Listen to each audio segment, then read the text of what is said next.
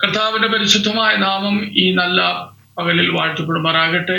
ജോയ്സ് ടിവിയിലൂടെ ഞങ്ങളെ ശ്രദ്ധിക്കുന്ന എല്ലാവർക്കും കർത്തൃനാമത്തിലുള്ളതായ വന്ദനം പ്രാരംഭമായിട്ട് അറിയിക്കട്ടെ. ഇതിലൂടെ കടന്നു വരുന്നതായ ജീവിതാനുഭവങ്ങൾ കേൾവിക്കാർക്ക് അനുഗ്രഹമാകുന്നതിൽ ഞങ്ങൾ കർത്താവിനെ വാഴ്ത്തുകയും ദൈവത്തെ മഹത്വപ്പെടുത്തുകയും ചെയ്യുന്നു. പിന്നെയും പ്രിയ ദൈവമക്കളുടെ പ്രിയപ്പെട്ടവരുടെ സഹകരണങ്ങളെ ഞങ്ങൾ പിന്നെയും പ്രതീക്ഷിക്കുന്നു.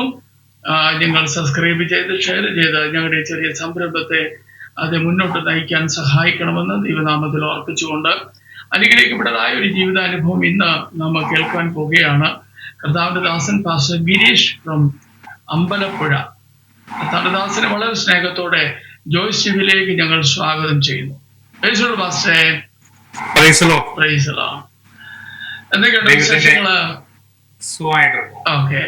കർത്താവദാസനെ നമ്മുടെ ജീവിതാനുഭവത്തിലേക്ക് കടന്നു പോകുന്നതിന് മുമ്പ് ഒരു വാക്ക് കർത്താവദാസനെ ഒന്ന് നമ്മുടെ പ്രേക്ഷകരുടെ അറിവിലേക്ക് ഒന്ന് പരിചയപ്പെടുത്തിയാട്ടെ. ദൈവത്തിന്റെ അതിപരിശുദ്ധമായ നാമം വാഴ്ത്തപ്പെടുമാറാകട്ടെ.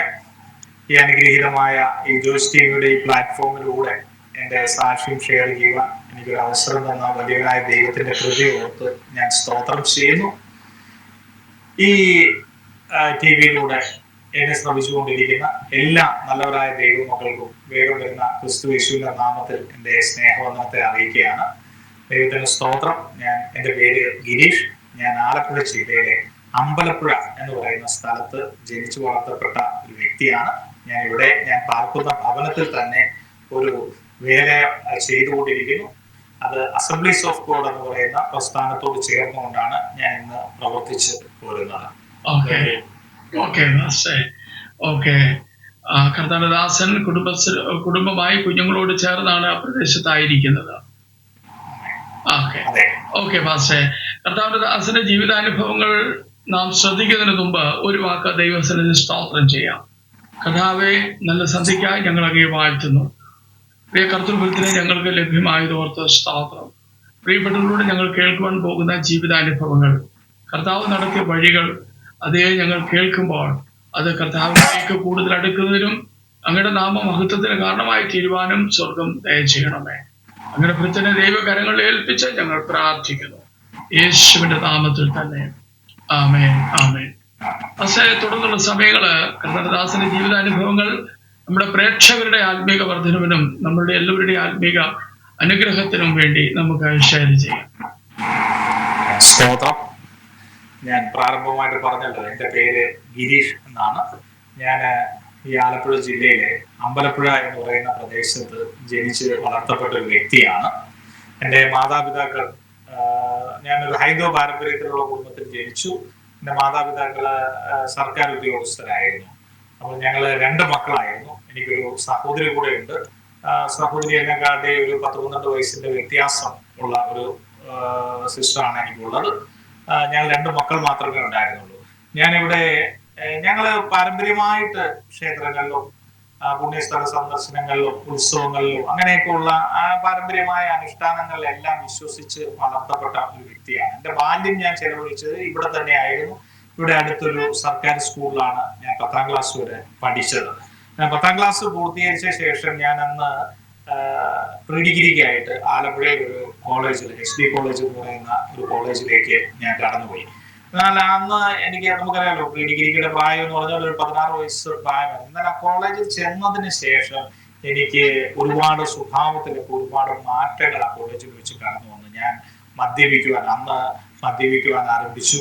അതോടൊപ്പം തന്നെ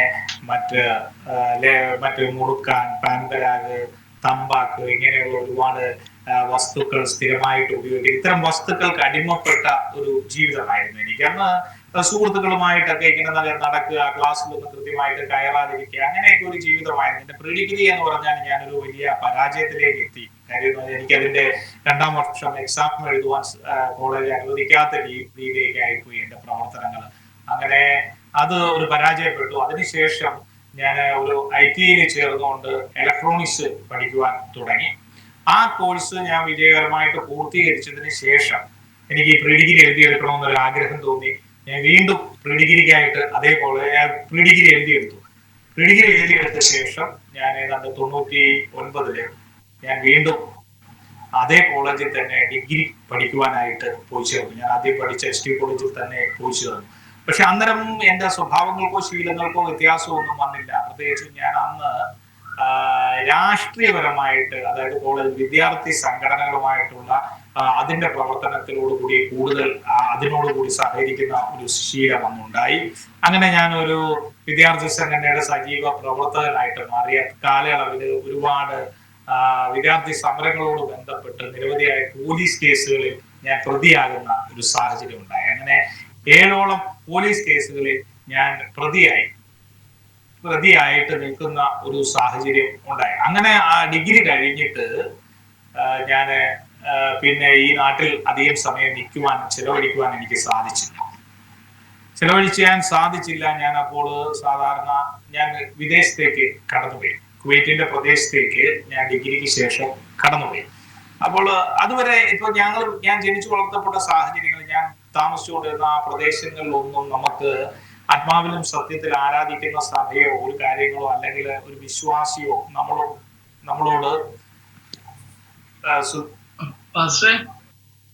പറഞ്ഞോ. ആ മൈക്കിന്റെ ഇച്ചിരി കോളറിന്റെ അടുത്തോട്ട് ഇങ്ങോട്ട് വെക്കാമോ? അപ്പം ഞാൻ ജനിച്ചു വന്ന ഈ പ്രദേശത്ത് അങ്ങനെ പെന്തക്കോസ്തോ അല്ലെങ്കിൽ ഏതെങ്കിലും നമുക്ക് ഇങ്ങനെ സുവിശേഷകരോ ഒന്നുമുള്ള ഒരു പ്രദേശത്തായിരുന്നില്ല ഞാൻ ജനിച്ചു വളർത്തപ്പെട്ടത്. അപ്പൊ ഞാൻ അങ്ങനെ ഒരു ക്രിസ്തുവിനെ കുറിച്ച് നമുക്ക് സാധാരണ ഒരു മനുഷ്യൻ അറിവുള്ളത് പോലെയുള്ള സാധാരണ നോർമൽ ആയിട്ടുള്ള ഒരു അറിവ് മാത്രമേ എനിക്ക് അന്ന് ആ പ്രായത്തിൽ ഉണ്ടായിരുന്നുള്ളൂ. ഞാനപ്പോൾ അന്ന് ഗൾഫിലേക്ക് ഞാൻ കടന്നുപോയത് 2002 ആരംഭത്തിൽ ഞാൻ വിദേശത്തേക്ക് കുവൈറ്റിന്റെ പ്രദേശത്തേക്ക് കടന്നുപോയി. ഒരു ഹോട്ടൽ ജോലിക്ക് വേണ്ടിയിട്ട് അവിടെയാണ് ഞാൻ കടന്നുപോയത്. അവിടെ ഞാൻ ചെന്നപ്പോഴും എൻ്റെ ഈ ബേസിക് ആയിട്ടുള്ള സ്വഭാവങ്ങൾക്കൊന്നും യാതൊരുവിധ മാറ്റങ്ങളും കടന്നു വന്നില്ല. അവിടെയൊക്കെ ഞാൻ എൻ്റെ ഇഷ്ടപ്രകാരമുള്ള നമ്മുടെ ഈ ലോകപ്രകാരമുള്ള ജീവിതമായിരുന്നു കുവൈറ്റിന്റെ പ്രദേശത്തും ഞാൻ നയിച്ചുകൊണ്ടിരുന്നത്. അപ്പൊ അങ്ങനെ ജീവിച്ചുകൊണ്ടിരിക്കുന്ന സാഹചര്യത്തിൽ 2006 ഞാൻ ഈ ദേശത്തേക്ക് മടങ്ങി വന്ന് ഞാൻ വിവാഹം കഴിച്ചു. 2006 എൻ്റെ അച്ഛന്റെ സഹോദരിയുടെ മകളെയാണ് ഞാൻ വിവാഹം കഴിച്ചതിന് ശേഷം ഞാൻ വൈഫിനെ കൂടെ വിദേശത്തേക്ക് കൊണ്ടുപോയി. ഞങ്ങൾ ഒരുമിച്ച് ആ ദേശത്ത് കിടന്നു. അന്ന് സാമ്പത്തികമായിട്ട് വലിയ അനുഗ്രഹത്തിലല്ലെങ്കിലും ഞങ്ങൾ അവിടെ പോയി ഞങ്ങളുടെ ആ വിശ്വാസങ്ങളൊക്കെ മുറുകെ പിടിച്ചുകൊണ്ട്, ഞങ്ങളുടെ പാരമ്പര്യ വിശ്വാസത്തിൽ മുറുകെ പിടിച്ചുകൊണ്ടുള്ള ഒരു ജീവിതമായിരുന്നു ആ രാജ്യത്ത് ഞങ്ങൾ ജീവിച്ചുകൊണ്ടിരുന്നത്. അതപ്പോൾ വൈഫ് പ്രഗ്നന്റ് ആയി. അപ്പൊ പ്രഗ്നന്റ് ആയിരിക്കുന്ന ഒരു സാഹചര്യത്തിൽ എന്റെ ജീവിതത്തിലേക്ക് വലിയ ഒരു പ്രതിസന്ധി കടന്നു വന്നു. അന്ന് വരെ ഞാൻ ഫേസ് ചെയ്തിട്ടില്ലാത്ത ഒരു പ്രതികൂലം എന്റെ ജീവിതത്തിലേക്ക് കടന്നു വന്നു എന്ന് പറഞ്ഞു കഴിഞ്ഞാൽ, ഞാൻ ജോലി ചെയ്യുന്ന കമ്പനിയും ഞാനുമായിട്ട് അല്പമായ അഭിപ്രായ വ്യത്യാസങ്ങൾ കടന്നു വരികയും അതിന്റെ പേരിൽ അവരെന്നെ വിസ ക്യാൻസൽ ചെയ്യുന്ന ഒരു കണ്ടീഷനിലേക്ക് വന്നു. അവരെന്നെ നാട്ടിലേക്ക് കയറ്റിവിടുന്ന ഒരു സാഹചര്യം ഉണ്ടായി. അന്ന് 2 ആളുകൾക്ക് ഒരുമിച്ച് യാത്ര ചെയ്യുവാനുള്ള സാമ്പത്തികം ഞങ്ങളുടെ കയ്യിലില്ലായിരുന്നു. നാട്ടിലേക്ക് വരുവാനുള്ള സാമ്പത്തികമില്ലായിരുന്നു. മറ്റൊരു വിഷയം എന്ന് പറഞ്ഞാൽ, വൈഫ് പ്രഗ്നന്റ് ആയതുകൊണ്ട് യാത്ര ചെയ്യുന്നതിന് അല്പമായ ബുദ്ധിമുട്ടുകളും ഉണ്ടായിരുന്നു. അപ്പോൾ ആ സാഹചര്യത്തിൽ ഇങ്ങനെ കർത്താവിൽ ആശ്രയിച്ചോ ഒരു വിടുതൽ എടുക്കാമെന്നൊരു അറിവ് എനിക്കില്ലായിരുന്നു. അന്ന് എന്റെ ബുദ്ധിയെ മാത്രം ആശ്രയിച്ചുകൊണ്ട് അന്ന് എന്റെ ബുദ്ധി എന്നോട് പറഞ്ഞത്, ഏതെങ്കിലും രീതിയിൽ നാട്ടിൽ പോയതിനു ശേഷം മറ്റൊരു വിസയിൽ ഈ ദേശത്തേക്ക് മടങ്ങി വരിക. അപ്പൊ അതിനുള്ള സമയമുണ്ട് എന്നൊരു ധൈര്യത്തില് ഞാൻ പെട്ടെന്ന് തന്നെ നാട്ടിലേക്ക് കടന്നു വന്നിട്ട് ഞാൻ ഇവിടെ വന്നതിന് ശേഷം ആ വിസയ്ക്കുള്ള പരിശ്രമങ്ങൾ ആരംഭിച്ചിട്ടും എനിക്കതിൽ വിജയിക്കാൻ പറ്റിയില്ല എന്ന് പറഞ്ഞാൽ, ആ കാലയളവില് ഈ വിസ ഇഷ്യൂ ചെയ്യുന്നതിന് ചില തടസ്സങ്ങൾ ആ ദേശത്ത് കടന്നു വന്നു. ആ ദേശത്ത് നിന്ന് പുതിയ വിസ ഇഷ്യൂ ചെയ്യുന്നത് അവരല്പമായിട്ട് നിർത്തിവെച്ചു. കുറച്ചൊരു പീരീഡിലേക്ക് നിർത്തിവെച്ചിട്ട് ആ സമയമായപ്പോൾ എനിക്ക് പെട്ടെന്ന് തന്നെ എനിക്കൊരു വലിയ പ്രയാസങ്ങളും ബുദ്ധിമുട്ടുകളും ഒക്കെ ആയിപ്പോയി. കാര്യം സ്വാഭാവികമായിട്ടും ഞങ്ങളെയൊക്കെ ഒരു ട്രഡീഷണൽ ആയിട്ടുള്ള ഒരു കുടുംബമാണല്ലോ. ആ കുടുംബത്തിൽ നിന്നുള്ള ചോദ്യങ്ങളെ ഞാൻ നേരിടേണ്ടി വരുന്നു. വേറൊന്നുമല്ല, വൈഫ് പ്രഗ്നന്റ് ആയിട്ട് അവിടെ നിൽക്കുന്നു, ഞാൻ ഇവിടെ വന്നു, ഞാൻ എപ്പോൾ മടങ്ങിപ്പോകും? ഇത് മാത്രമാണ് എന്നെ കാണുന്നവർ എന്നോട് ചോദിച്ചുകൊണ്ടിരിക്കുന്ന ഏക ചോദ്യം, നീ എപ്പോൾ മടങ്ങിപ്പോകും? പക്ഷെ ഞാൻ അതിനുവേണ്ടി പരിശ്രമിക്കുന്നുണ്ട്. അതിനാവശ്യമായ സാമ്പത്തികം പല സ്ഥലങ്ങളിൽ നിന്ന് ക്രമീകരിച്ച് ആ ദേശത്ത് കൊടുക്കുവാനും സാധിച്ചു. പക്ഷേ എനിക്ക് സാധിക്കുന്നില്ല. എന്തുകൊണ്ടെന്നാൽ ആ ദേശത്ത് നിന്നും പുതുതായിട്ട് ആർക്കും വിസ കൊടുക്കുന്നില്ല. അങ്ങനെ ഒരു അപ്പോൾ പിന്നെ നമ്മൾ അന്നത്തെ ബുദ്ധിയും വിശ്വാസങ്ങളും അനുസരിച്ചുകൊണ്ട് നമ്മൾ എന്താണ്, നമ്മൾ കൃത്രിമമായ മാർഗങ്ങളിലൂടെ ദൈവത്തെ പ്രസാദിപ്പിക്കുവാൻ ശ്രമിക്കുന്ന ഒരു അറിവ് മാത്രമേ അന്നുള്ളൂ. അന്ന് നമ്മൾ അപ്പോൾ അതിനു വേണ്ടിയുള്ള വഴികളെയാണ് പിന്നെ അന്വേഷിച്ചത്. അപ്പോൾ നമ്മൾ പല സ്ഥലങ്ങളിലും കടന്നുപോയി, പല ജ്യോതിഷികളെ കണ്ടു, പല വിധത്തിലുള്ള അവർ പറഞ്ഞ മന്ത്രവാദങ്ങൾ, പല സ്ഥലത്തിലുള്ള വഴിപാടുകൾ, മന്ത്രവാദങ്ങൾ ചെയ്തു. പല പുണ്യ സ്ഥലങ്ങളിലും കടന്നു പോകാനായിട്ട് അവർ ഞങ്ങളോട് പറഞ്ഞു. ഇങ്ങനെ ഞാനും അച്ഛനും അമ്മയുമായിട്ട് പല സ്ഥലങ്ങളിൽ, കേരളത്തില്, തമിഴ്നാട്ടില്, കർണാടകയില് പല സ്ഥലങ്ങളിൽ ഇങ്ങനെ കടന്നുപോയി. ഒരുപാട് മന്ത്രവാദങ്ങളും വഴിപാടുകളും ഒക്കെ ചെയ്തു. ഒത്തിരി പണമൊക്കെ ഇവിടെ നിന്ന് ചെലവഴിച്ചിട്ടും എനിക്കൊരു റിസൾട്ട് കിട്ടുന്നില്ല. എനിക്ക് ആ ദേശത്തേക്ക് പോകുവാൻ സാധിക്കുന്നില്ല. പക്ഷെ അന്ന് ഞാൻ ഇപ്പോഴും ഞാൻ ഓർക്കുന്നുണ്ട്, തമിഴ്നാട്ടിൽ വെച്ച് ഒരു ജ്യോതിഷി എന്നോട് പറഞ്ഞൊരു കാര്യമുണ്ട്: നിങ്ങൾ തിരിച്ച് നിങ്ങളുടെ വീട്ടിലേക്ക് മടങ്ങിപ്പോവുക. എന്തുകൊണ്ടെന്നാൽ ആ ദേശത്ത് നിന്നും ഇപ്പോൾ പുതുതായിട്ട് വിസ ആർക്കും ഇഷ്യൂ ചെയ്യുന്നില്ല. അപ്പൊ ഇഷ്യൂ ചെയ്യാത്തൊരു സാഹചര്യത്തിൽ നിങ്ങൾ ഇവിടെ കിടന്നത് കൊണ്ടോ, നിങ്ങൾ എന്ത് വഴിപാട് നടത്തിയത് കൊണ്ടോ നിങ്ങൾക്ക് കാര്യമില്ല. നിങ്ങൾ സമാധാനമായിട്ട് വീട്ടിലേക്ക് പോയിട്ട് നിങ്ങൾക്ക് അവിടുത്തെ നിയമങ്ങൾ മാറി, അവിടുത്തെ സാഹചര്യങ്ങൾ മാറി എന്ന് നിങ്ങളോട് ആരെങ്കിലും പറയുന്ന സമയത്ത് നിങ്ങൾ വീണ്ടും വരിക. അപ്പോൾ നമ്മൾക്ക് ഈ കാര്യങ്ങൾ ചെയ്യുന്നത് കൊണ്ട് മാത്രമേ ഫലം ഉണ്ടാവുകയുള്ളൂ എന്ന് എന്നോട് പറഞ്ഞു. അങ്ങനെ ഞാൻ വീണ്ടും മടങ്ങി ഭവനത്തിലേക്ക് വന്നു. ഭവനത്തിലേക്ക് വന്നെങ്കിലും നമ്മൾ എപ്പോൾ നോക്കിയാലും അബ്നോർമലായ ഒരു അവസ്ഥയിലായിരുന്നു സഞ്ചരിക്കുന്നത്. കാര്യം മദ്യപിച്ചുകൊണ്ട്, കാര്യം എന്ന് പറഞ്ഞാൽ നമ്മുടെ ബോധമുള്ള മനസ്സുകളിൽ നമുക്ക് ബോധത്തിൽ ഇരിക്കുമ്പോൾ നമുക്ക് ഈ വിഷമങ്ങൾ കടന്നു വരും. വൈഫ് അവിടെ ഒറ്റയ്ക്കാണ്, കഴിഞ്ഞു പോകാൻ സാധിക്കുന്നില്ല, സാഹചര്യങ്ങൾ ഇങ്ങനെയൊക്കെയാണെന്നൊക്കെ മനസ്സിലാക്കുമ്പോൾ നമുക്ക് വലിയ വിഷമത്തിന്റെ അവസ്ഥയിലൂടെ കടന്നു പോകുന്ന ഒരു സാഹചര്യമായിരുന്നു. അങ്ങനെ നിന്നപ്പോഴത്തേക്ക് പെട്ടെന്ന് വൈഫിന്റെ സാഹചര്യങ്ങൾ മാറി. വൈഫിന് ശരീരത്തിന് ക്ഷീണം വർദ്ധിച്ചു, BP കൂടുന്ന ഒരു സാഹചര്യം ഉണ്ടായി. വൈഫ് തന്നെ ഒരു പരിചയമുള്ള ഒരു ടാക്സി വിളിച്ചിട്ട് പോയിട്ട് മെറ്റേണിറ്റി ഹോസ്പിറ്റലിലേക്ക് കടന്നു പോകുന്ന ഒരു സാഹചര്യം ഉണ്ട്. അവിടെ ചെന്നപ്പോൾ വളരെ ഡേഞ്ചർ ആയ ഒരു കണ്ടീഷനായിരുന്നു. വൈഫിന്റെ ശാരീരിക സ്ഥിതി വളരെ മോശമായിരുന്നു എന്ന് പറഞ്ഞു കഴിഞ്ഞാൽ അവർ പെട്ടെന്ന് തന്നെ എമർജൻസി സിസേറിയൻ ചെയ്യുന്ന ഒരു സാഹചര്യമായിരുന്നു. അങ്ങനെ എമർജൻസി സിസേറിയൻ നടത്തിയപ്പോൾ ആ ഉള്ളിലെ അവസ്ഥ എന്ന് പറഞ്ഞാൽ 2 ട്വിൻസ് ആയിരുന്നു, 2 കുഞ്ഞുങ്ങൾ ഉണ്ടായിരുന്നു. ഫസ്റ്റ് ബേബി മരണപ്പെട്ട അവസ്ഥയിലും രണ്ടാമത്തെ കുഞ്ഞിന് ഇൻഫെക്ഷനായ സാഹചര്യവുമായിരുന്നു. അപ്പോൾ ഈ കൊണ്ടുപോയ ടാക്സി ഡ്രൈവർ പെട്ടെന്ന് തന്നെ എന്നെ വിളിച്ച് കാര്യങ്ങൾ പറഞ്ഞു.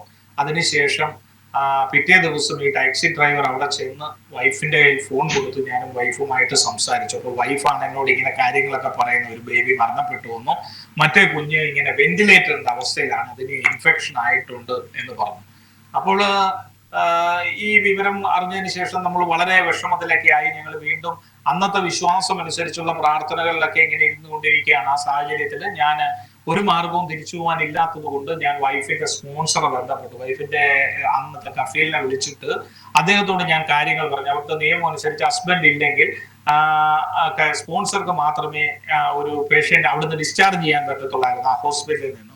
ഏതായാലും ആ മനുഷ്യൻ ഞാൻ വിളിച്ചു പറഞ്ഞപ്പോൾ അദ്ദേഹം കടന്ന് ഹോസ്പിറ്റലിൽ പോയി വൈഫിനെ ഡിസ്ചാർജ് ചെയ്തതിന് ശേഷം ഇപ്പോഴത്തെ ഒരു സാഹചര്യം എന്ന് പറഞ്ഞാൽ, ഞാൻ ഇങ്ങനെ ഒറ്റപ്പെട്ട അവസ്ഥയിൽ നാട്ടിൽ നിൽക്കുന്നു.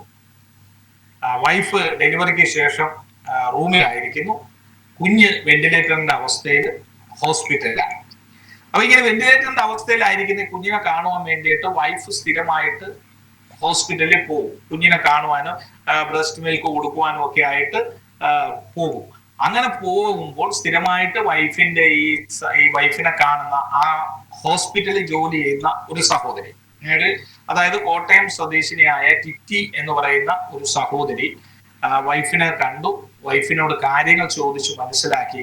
അപ്പോൾ വൈഫിനോട് സുവിശേഷം പറയുകയും ഒപ്പം നിങ്ങൾ ഞങ്ങളുടെ സഭയിലേക്ക് കടന്നു വരാമെങ്കിൽ ഞങ്ങൾ നിങ്ങൾക്ക് വേണ്ടി പ്രാർത്ഥിക്കാം എന്ന് പറഞ്ഞു. അങ്ങനെ പറഞ്ഞു കഴിഞ്ഞപ്പോൾ വൈഫ് എന്നെ വിളിച്ചിട്ട് ചോദിച്ചു, ഇങ്ങനെ ഒരു സഹോദരി പറയുന്നു അവരുടെ ചർച്ചിൽ ചെന്നാൽ അവർ നമ്മൾക്ക് വേണ്ടി പ്രാർത്ഥിക്കും എന്ന് പറഞ്ഞു. അപ്പോൾ അങ്ങനെ ഒരു കാര്യം ഞാൻ ആദ്യമായിട്ടാണ് കേൾക്കുന്നത് തന്നെ.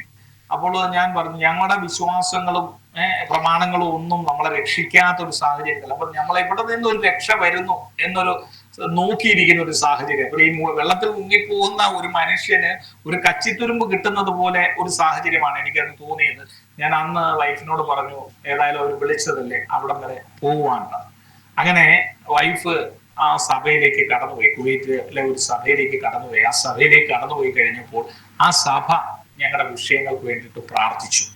ആ സഭ ഞങ്ങളുടെ ജീവിതത്തിൽ പ്രാർത്ഥിച്ച് ഞങ്ങൾക്ക് വേണ്ടിയിട്ട് പ്രാർത്ഥിച്ചു തുടങ്ങി കഴിഞ്ഞപ്പോഴാണ് ഞാൻ ഈ അസാധ്യങ്ങളെ സാധ്യമാക്കുന്നതും അത്ഭുതങ്ങൾ ചെയ്യുന്നതുമായ ഒരു ദൈവത്തിന്റെ പ്രവൃത്തി എൻ്റെ ജീവിതത്തിൽ കണ്ടു തുടങ്ങിയത്. അതായത് എൻ്റെ പാരമ്പര്യം അനുസരിച്ച്, എൻ്റെ വിശ്വാസ പ്രമാണങ്ങൾ അനുസരിച്ച് ഞാൻ പരമാവധി പരിശ്രമിച്ചിട്ടും എൻ്റെ പ്രയാസങ്ങളെ അതിജീവിക്കുവാൻ എനിക്ക് സാധിച്ചില്ല. എൻ്റെ പ്രയാസങ്ങളിൽ ഒരു സ്റ്റെപ്പ് പോലും മുന്നോട്ട് പോകാൻ എൻ്റെ സാഹചര്യം എനിക്ക് ഒരു സാധ്യതയും ഇല്ലാതായിട്ട് ഒന്നുമില്ല.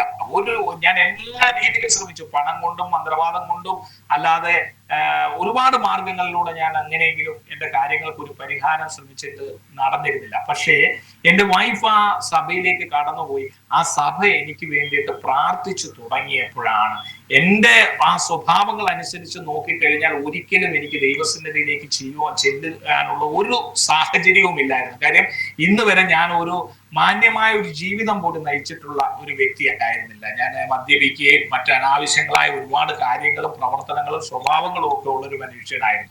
പക്ഷേ ഞാൻ അന്നാണ് തിരിച്ചറിഞ്ഞൊരു സത്യം തിരിച്ചറിഞ്ഞത്, എന്നെ സ്നേഹിക്കുന്ന ഒരു ദൈവം സ്വർഗത്തിലുണ്ട് എന്ന് ഞാൻ തിരിച്ചറിഞ്ഞു. അപ്പോൾ എന്റെ വിശ്വാസങ്ങളല്ല, ഞാൻ പിന്തുടർന്ന രീതികളല്ല യഥാർത്ഥത്തിലുള്ള ദൈവത്തിന്റെ വഴി എന്ന് എനിക്കത് തിരിച്ചറിയുവാൻ സാധിച്ചു. കാര്യം പിന്നീട് അങ്ങോട്ട് നടന്നത് എൻ്റെ ജീവിതത്തിൽ അത്ഭുതങ്ങൾ മാത്രമായിരുന്നു. അതായത് വെന്റിലേറ്ററിന്റെ അവസ്ഥയിലായിരുന്ന എൻ്റെ ഈ കുഞ്ഞിനെ ഡിസ്ചാർജ് ചെയ്ത് ഭവനത്തിൽ കൊണ്ടുവരാൻ, അതായത് റൂമിൽ കൊണ്ടുവരുവാനായിട്ട് സ്വർഗത്തിലെ ദൈവം സഹായിച്ചു. അതോടൊപ്പം തന്നെ എനിക്ക് ആ ദേശത്തേക്ക് കടന്നു പോകാൻ ഒരു സാധ്യതയും ഇല്ലാതിരുന്ന സാഹചര്യത്തിൽ സ്വർഗത്തിലെ ദൈവം എനിക്കൊരു വിസ ഇഷ്യൂ ചെയ്തു. അങ്ങനെ തന്നെ പറയുവാനാണ് ഞാൻ ആഗ്രഹിക്കുന്നത്. എന്തുകൊണ്ടെന്നാൽ ഒരു കമ്പനിക്ക് അതിനു മുമ്പ് വേറൊരു രാജ്യക്കാരന് വേണ്ടിയിട്ട് ഇഷ്യൂ ചെയ്തിട്ട് അദ്ദേഹത്തിന് കടന്നു വരാൻ കഴിയാതിരുന്ന ഒരു വിസയാണ്. അത് എൻ്റെ പേരിലേക്ക് മാറ്റി ഇഷ്യൂ ചെയ്താണ്. അത് എങ്ങനെ സംഭവിച്ചു എന്ന് എനിക്ക് ഇപ്പോഴും പറയുവാൻ അറിയത്തില്ല. പക്ഷേ എനിക്ക് വിസ ലഭിച്ചു. അങ്ങനെ ആരും ആ ദേശത്തേക്ക് കടന്നു പോകാതിരുന്ന ഒരു സാഹചര്യത്തിൽ ആ ദേശത്തേക്ക് കടന്നു പോകുവാൻ സ്വർഗത്തിലെ ദൈവം എന്നെ സഹായിച്ചു എന്നുള്ളതാണ്. അപ്പോൾ ഞാനും ഭാര്യയും എൻ്റെ കുഞ്ഞുമായിട്ട് ആ സഭയിൽ, ഈ വൈഫ് കടന്നുപോയി ഏതാനും ചില ദിവസങ്ങൾക്ക് ശേഷം ഞങ്ങൾക്ക് കുടുംബമായിട്ട് അവിടെ കടന്നുപോയി. ഞങ്ങൾ എഴുന്നേറ്റ് നിൽക്കുന്ന സമയത്ത് ആ സഭയിൽ അന്ന് ശുശ്രൂഷിച്ചുകൊണ്ടിരുന്ന വർഗീസ് മാത്യു എന്ന് പറയുന്ന ദേവദാസൻ ഞങ്ങൾക്ക് വേണ്ടിയിട്ട് സാക്ഷ്യം പറഞ്ഞു. അതായത് ഞങ്ങൾക്ക് ആ ക്രിസ്ത്യാനിറ്റി ആയിട്ട് ഒരു ബന്ധവും ഇല്ലാതിരുന്ന ഒരു കുടുംബമാണ്. അപ്പോൾ എന്താണ് സാക്ഷ്യം എന്ന് പോലും എനിക്ക് അറിയാതിരുന്ന സാഹചര്യത്തിലാണ് ഞങ്ങൾ എഴുന്നേറ്റ് നിന്നപ്പോൾ ഞങ്ങൾക്ക് വേണ്ടിയിട്ട് ഈ ദൈവദാസൻ സാക്ഷ്യം പറഞ്ഞു. അവരുടെ ജീവിതത്തിൽ ദൈവം ഇങ്ങനെ ചില അത്ഭുതങ്ങൾ ചെയ്തു എന്ന് പറഞ്ഞു. അപ്പോൾ ഞങ്ങൾക്കതൊരു തിരിച്ചറിവായിരുന്നു, ഒരു ടേണിംഗ് പോയിന്റ് ആയിരുന്നു. ഞങ്ങൾ അവിടെ വെച്ച് ക്രിസ്തുവിനെ സ്വന്തം രക്ഷിതാവായിട്ട് സ്വീകരിച്ചു. ആ ദേശത്ത് ഞങ്ങൾ 2008 മുതൽ പിന്നെയും 8 വർഷങ്ങൾ ആ കുവൈറ്റിന്റെ പ്രദേശത്ത് ജീവിക്കുവാനുള്ള ഭാഗ്യം തന്നു. അപ്പോൾ ഞാൻ ആ ദേശത്തേക്ക് ഞങ്ങളുടെ ആദ്യമായിട്ട് കടന്നുപോയ കാലങ്ങളിൽ ഒന്നെല്ലാം ചെയ്തുകൊണ്ടിരുന്ന ജോലികൾ എന്ന് പറഞ്ഞാൽ ക്ലീനിങ് ജോലികളും വളരെ മോശപ്പെട്ട ജോലികളിലൂടെ ആയിരുന്നു. അതായത് ഒരു സ്റ്റാൻഡേർഡ് ആയിട്ട് എനിക്ക് എങ്ങും ഒരു ജോലി കിട്ടിയിട്ടില്ല. പക്ഷേ അതിനുശേഷം അർഹതയില്ലാത്ത ഒരുപാട് സ്ഥാനങ്ങളിലേക്ക് എന്നെയും കുടുംബത്തെയും സ്വർഗത്തിലെ ദൈവം കൊണ്ടിരുത്തിച്ചു എന്നുള്ളതാണ്. ഒരുപാട് നല്ല ജോലികൾ ആ ദേശത്ത് ചെയ്യുവാൻ സാധിച്ചു. ഒരുപാട് അവിടെ പിന്നെ സഭയുടെ ആക്റ്റീവായിട്ട് സഭയുടെ ഭാഗമായിട്ട് നിൽക്കുവാൻ സാധിച്ചു. ഞങ്ങള് സ്നാനപ്പെട്ടു. ആ ദേശത്ത് വെച്ച് തന്നെ ഒരു കുഞ്ഞിനെ കൂടി ദൈവം ഞങ്ങൾക്ക് തന്നു. അപ്പോൾ ആ കുഞ്ഞിനും ഒരു 4 വയസ്സ് പ്രായമായപ്പോൾ 2016 ഞങ്ങള് ദേശത്തേക്ക് കടന്നു വന്നു. അങ്ങനെ ഈ 2008 മുതൽ 2016 വരെ ആ ദേശത്തായിരുന്ന സമയങ്ങളിൽ ഒരു ഉപവാസ പ്രാർത്ഥനയുടെ മധ്യേ വെച്ചുകൊണ്ട് ഒരു ദൈവദാസൻ എന്റെ തലയിൽ പിടിച്ച് ഒരു ദൂത് പറഞ്ഞു, നിങ്ങൾ ദൈവ വേലയ്ക്കുള്ളവരാണ് എന്ന് പറഞ്ഞു. അന്നത്തെ ആ 3 ദിവസത്തെ ഉപവാസ പ്രാർത്ഥന സമാപിക്കുന്ന സമയത്ത് അവിടെ ഇങ്ങനെ ചോദിച്ചു, ദൈവവേലയ്ക്ക് വേണ്ടി സമർപ്പിക്കുവാൻ താല്പര്യമുള്ളവർ എഴുന്നേൽക്കുവാൻ പറഞ്ഞു. അന്ന് അതിന്റെ ഗൗരവത്തെ കുറിച്ച് എനിക്ക് അറിയത്തില്ലായിരുന്നു. പക്ഷെ ഞാൻ ആ സഭയിൽ ഇരുന്നപ്പോൾ എനിക്ക് ഒത്തിരി നേരം ഇരിക്കുവാൻ സാധിച്ചില്ല. എന്നെ ആരോ പിടിച്ചുയർത്തുന്നത് പോലെ എനിക്ക് തോന്നി. എന്റെ ശരീരത്തിൽ അങ്ങനെയാണ് ഫീൽ ചെയ്തത്. അങ്ങനെ ഞാൻ ചാടി എഴുന്നേക്കായിരുന്നു. ഞാൻ എഴുന്നേറ്റിട്ട് ഇങ്ങനെയാണ് പറഞ്ഞത്, പാസ്റ്ററെ എനിക്ക് ഇരിക്കാൻ പറ്റുന്നില്ല എന്നാണ് പറഞ്ഞത്. അങ്ങനെ അന്ന് ആ സ്ഥലത്ത് വെച്ച് എന്നെ ശുശ്രൂഷയ്ക്കായിട്ട് അല്ലെങ്കിൽ ദൈവവേലയ്ക്ക് വേണ്ടിയിട്ട് സമർപ്പിച്ചു പ്രാർത്ഥിച്ചു. അതിനുശേഷം എനിക്കതിന്റെ ഗൗരവത്തെ കുറിച്ച് അന്ന് യാതൊരുവിധ ധാരണയില്ലായിരുന്നു. ഞങ്ങൾ 2016 ഞങ്ങൾ ഈ ഒരു 3-4 ദിവസം ഈ നാട്ടിൽ നിൽക്കുന്ന രീതിയിൽ ഒരു ട്രിപ്പ് നാട്ടിലേക്ക് വന്നതാണ്. അതായത് കുഞ്ഞിനെ അമ്മയെ കാണിക്കുക, രണ്ടാമത്തെ മോളെ അമ്മയെ കാണിക്കുക എന്നൊരു ഉദ്ദേശത്തിലാണ്. വീട്ടിൽ മാതാപിതാക്കൾ കാണണമെന്ന് നിർബന്ധം പറഞ്ഞുകൊണ്ട് അവരെ കാണിക്കുവാൻ വേണ്ടിയിട്ട് വന്നതാണ്. പക്ഷേ ഞങ്ങൾ ഇവിടെ വന്നതിന്റെ ശേഷം സംഭവിച്ചത് അതും വേറൊരു പ്രതിസന്ധി ജീവിതത്തിലേക്ക് കടന്നു വന്നു. അതായത് ഞാൻ ഈ കോളേജിൽ പഠിച്ചിരുന്ന കാലത്ത് എന്റെ പേരിൽ ചില പോലീസ് കേസുകൾ ഉണ്ടായിരുന്നു. ഈ കേസുകൾ നിലനിൽക്കുന്ന സമയത്താണ് ഞാൻ വിദേശത്തേക്ക് കടന്നുപോയത്. എന്നാൽ ആ കേസുകളുടെ പേര് പോലീസ് എന്നെ അറസ്റ്റ് ചെയ്യുന്ന ഒരു സാഹചര്യം ഉണ്ടായി. അപ്പോൾ എന്റെ റിട്ടേൺ അന്നിട്ട് അറസ്റ്റ് ചെയ്തു എന്ന് മാത്രമല്ല, ആ കേസുകളിൽ ഞാൻ റിമാൻഡിൽ പോയി, സബ് ജയിൽ റിമാൻഡിൽ കിടക്കുന്ന ഒരു അവസ്ഥയുണ്ടായി. അപ്പോൾ എന്റെ റിട്ടേൺ ടിക്കറ്റിന്റെ ദിവസം ഞാൻ ജയിലിലായിരുന്നു. അപ്പോൾ എന്റെ ധാരണ വൈഫും മക്കളും വിദേശത്തേക്ക് തിരിച്ചു പോയി കാണും എന്നൊരു പ്രതീക്ഷയിലാണ് ഞാൻ. എനിക്ക് ജാമ്യം കിട്ടി, അതിനടുത്ത ദിവസം എനിക്ക് ജാമ്യം കിട്ടി, 4ാമത്തെ ദിവസവും എനിക്ക് ജാമ്യം കിട്ടി. ഞാൻ പുറത്തു വരുമ്പോൾ എന്റെ ധാരണ ഇവര് പോയിട്ടുണ്ട് എന്നായിരുന്നു. പക്ഷേ എനിക്ക് ജാമ്യം തന്നത് കണ്ടീഷൻ ബെയിലായിരുന്നു. എന്റെ പാസ്പോർട്ട് സറണ്ടർ ചെയ്തതിന് ശേഷമാണ് എനിക്ക് ജാമ്യം കിട്ടിയത്. അപ്പോൾ ഞാൻ ചോദിച്ചപ്പോഴാണ് എൻ്റെ അമ്മ പറഞ്ഞു അവരും പോയിട്ടില്ല, അവരും ഇവിടെ ഉണ്ട് എന്ന് പറഞ്ഞു. അതൊരു ദൈവം ഒരുക്കിയ ഒരു കാര്യമായിരുന്നു എന്ന് പിന്നീട് എൻ്റെ ജീവിതാനുഭവങ്ങളിൽ നിന്ന് എനിക്ക് മനസ്സിലായി. അതായത് ദൈവം സ്നേഹിക്കുന്നവർക്ക്, മുൻനിർണയപ്രകാരം വിളിക്കപ്പെട്ടവർക്ക് എന്ത് ഭവിച്ചാലും അത് നന്മയ്ക്കായി കൂടി വ്യാപരിക്കുന്നു എന്നുള്ളതാണ്. ആ ഒരു സംഭവത്തിന് ശേഷം ഞാൻ പെട്ടെന്ന് ഒരു പറിച്ചു നടലിന്റെ ജീവിതത്തിൽ നടന്നതെന്ന് പറഞ്ഞാൽ പൂനെയുടെ പ്രദേശത്തേക്ക് ഞങ്ങൾ പോകേണ്ട ഒരു അവസ്ഥയുണ്ടായി. അപ്പൊ പൂനെയുടെ പ്രദേശത്തേക്ക് ഞങ്ങൾ പോയത് എങ്ങനെയാണെന്ന് ചോദിച്ചാൽ, ഞങ്ങളുടെ ഒരു ബന്ധു ആ ദേശത്ത് ജോലി ചെയ്യുന്നുണ്ട്. അപ്പോൾ അദ്ദേഹത്തിന്റെ ഒരു ഭവനത്തിലേക്കാണ് ഞാൻ പോകുന്നത്. അവിടെ എന്തെങ്കിലും ഒരു ജോലി, അതായിരുന്നു യാത്രയിൽ നമ്മൾ ഉദ്ദേശിക്കുന്നത്. അവിടെ ചെന്നിട്ട് അവിടെ എന്തെങ്കിലും ഒരു ജോലി ചെയ്യുക, കിട്ടും എന്നുള്ളൊരു പ്രതീക്ഷയിലാണ് പോയത്. അവിടെ ചെന്നപ്പോൾ അടുത്ത ദിവസം തന്നെ മഹേന്ദ്രയില് ഒരു താൽക്കാലിക ജോലി, ഒരു ഡെയിലി വേജസിൽ എനിക്കൊരു ക്വാളിറ്റി സെക്ഷനിൽ എനിക്കൊരു എൻ്റെ ഇരിക്കുന്ന ഇലക്ട്രോണിക്സിന്റെ സർട്ടിഫിക്കറ്റ് വെച്ച് എനിക്കൊരു ജോലിക്ക് കിട്ടി. ജോലി കിട്ടിക്കഴിഞ്ഞപ്പോൾ ഞാൻ ആ ജോലി ചെയ്യുന്ന ആ സ്ഥാപനത്തിന് അടുക്കിലേക്ക് അകത്തേക്ക് കടന്നു ചെന്ന് ഈ ക്വാളിറ്റി സെക്ഷനിലേക്ക് ഞാൻ കടന്നു ചെന്നപ്പോൾ അവിടെ ഒരു സൂപ്പർവൈസർ ഉണ്ടായിരുന്നു. അപ്പോൾ ആ സൂപ്പർവൈസർക്ക് എൻ്റെ ബന്ധുക്കളെയൊക്കെ അറിയാവുന്നതാണ്. അപ്പോൾ ഞാൻ ആ സൂപ്പർവൈസറോട് ഇത്രേ ചോദിച്ചുള്ളൂ, ഇവിടെ പെന്തക്കോസ് ആരാധന എവിടെയെങ്കിലും ഉണ്ടോ എന്ന് ചോദിച്ചു. അപ്പൊ അദ്ദേഹം പെട്ടെന്ന് തന്നെ എന്നോട് ചോദിച്ചു, നിങ്ങൾ എന്തിനാ പെന്തക്കോസ് ആരാധനയെ കുറിച്ച് തിരക്കുന്നത്? നിങ്ങൾ ഒരു ഹൈന്ദവരാണ്. അപ്പൊ ഞാൻ പറഞ്ഞു, ഞാനും എൻ്റെ വൈഫും രക്ഷിക്കപ്പെട്ടതാണ്, ഞങ്ങൾ സ്നാനപ്പെട്ടതാണ്, ഞങ്ങൾ ആ വിശ്വാസത്തിൽ ജീവിക്കുന്നതാണ്, കുവൈറ്റിൽ വെച്ച് അങ്ങനെയാണ് എന്ന് സംഭവിച്ചു എന്ന് പറഞ്ഞു. അപ്പോൾ എൻ്റെ വൈഫും, എനിക്ക് ഈ ജോലിക്ക് കയറിയ ദിവസം തന്നെ വൈഫും നാട്ടിൽ നിന്ന് പുറപ്പെട്ട് അവരും വന്നു. അപ്പോൾ അദ്ദേഹം ഒരു പെന്തക്കോസ്റ്റ് വിശ്വാസിയായിരുന്നു. ആ ക്വാളിറ്റി സൂപ്പർവൈസർ അവിടെ ഉണ്ടായിരുന്ന അദ്ദേഹം ഒരു പെന്തക്കോസ്റ്റ്. അദ്ദേഹം പെട്ടെന്ന് തന്നെ ഫോൺ എടുത്ത് ഒരു പാസ്റ്റർ വിളിച്ചിട്ട് അദ്ദേഹത്തോട് പറഞ്ഞു, ഇങ്ങനെ നാട്ടിൽ നിന്നും ഒരു കുടുംബം വന്നിട്ടുണ്ട്, നമ്മുടെ ഒരു കുടുംബം വന്നിട്ടുണ്ട് എന്ന് പറഞ്ഞു. അപ്പോൾ ഈ ഞങ്ങളുടെ ഈ ബന്ധുവിന്റെ ഭവനത്തിലേക്ക് ഈ സഭയിൽ നിന്ന് പല വിശ്വാസികളും ഞാൻ ചെല്ലുന്നതിന് മുമ്പ് ഞങ്ങളെ തിരക്കി അവിടേക്ക് ചെന്നു. അങ്ങനെയാണ് ഞങ്ങളുടെ ബന്ധുക്കൾ ഞങ്ങൾ ഈ വിശ്വാസത്തിലാണ് എന്ന് അറിയുന്നത്. കാര്യം ഇവർക്കൊന്നും കഴിഞ്ഞ കുറച്ച് നാളുകളായിട്ട് ഞങ്ങൾ ഈ വിദേശത്ത് തന്നെ സ്ഥിരമായിട്ട് നിൽക്കുന്നതായതുകൊണ്ട് ഞങ്ങളുടെ ജീവിതത്തിൽ വന്ന മാറ്റത്തെ കുറിച്ച് അറിയാം. അപ്പോൾ അങ്ങനെ ഒരു സാഹചര്യം വന്നപ്പോൾ ഇവര് ഞങ്ങളെ കൈവിടുന്ന ഒരു അവസ്ഥയുണ്ടായി. പക്ഷേ ദൈവത്തിന്റെ ഒരു പദ്ധതി പ്രകാരമായിരുന്നു ഞാൻ ആ ദേശത്ത് കടന്നു ചെന്നത്. അവിടെ ചെന്നത് ആ സഭ ഞങ്ങൾക്ക് വലിയ കൈത്താങ്ങലായി. ആ ദൈവസഭ ഞങ്ങളുടെ എല്ലാ ആവശ്യങ്ങൾക്കും കൈത്താങ്ങലായി. അവര് ഞങ്ങൾക്ക് എല്ലാ പിന്തുണയും അവിടെ തന്നു. അപ്പോൾ ഞങ്ങൾ ആ ഒരു ദൈവ പൈതലായതുകൊണ്ടും ദൈവം അയച്ച ഒരു കാര്യമായതുകൊണ്ടും ഞങ്ങൾ പോകുന്ന എല്ലാ വഴികളിലും ദൈവത്തിന്റെ ഒരു സംരക്ഷണവും സാന്നിധ്യവും ഞങ്ങളുടെ കൂടെ ഉണ്ടായിരുന്നു. അവിടെ ഞങ്ങൾ നന്നായിട്ട് ജീവിക്കുവാനുള്ള എല്ലാ സാഹചര്യങ്ങളും സ്വർഗത്തിൽ ദൈവം ഒരുക്കി തന്നു. ആദ്യത്തെ കുറിച്ച് അല്പമായ വിഷമത്തിന്റെ അവസ്ഥകളിലൂടെയൊക്കെ കടന്നുപോയെങ്കിലും അത് കഴിഞ്ഞപ്പോൾ അവിടുത്തെ ബജാറിൽ ഞങ്ങൾ ഒരു കച്ചവടം ആരംഭിക്കുവാൻ ദൈവം അവസരം. അപ്പോൾ കച്ചവടമൊക്കെ തുടങ്ങി. അപ്പോൾ ആ സമയത്താണ് എനിക്കിങ്ങനെ ദൈവവേല ചെയ്യണമെന്നുള്ളൊരു തീരുമാനമൊക്കെ ഉണ്ടായതുകൊണ്ട് ഞാൻ അവിടെ ഒരു സായാഹ്ന ബൈബിൾ കോളേജിൽ പോയിട്ട് അത്യാവശ്യം ഒരു ചെറിയ ഒരു ബൈബിളിന്റെ ഒരു കോഴ്സ് ഞാനത് ചെയ്തു.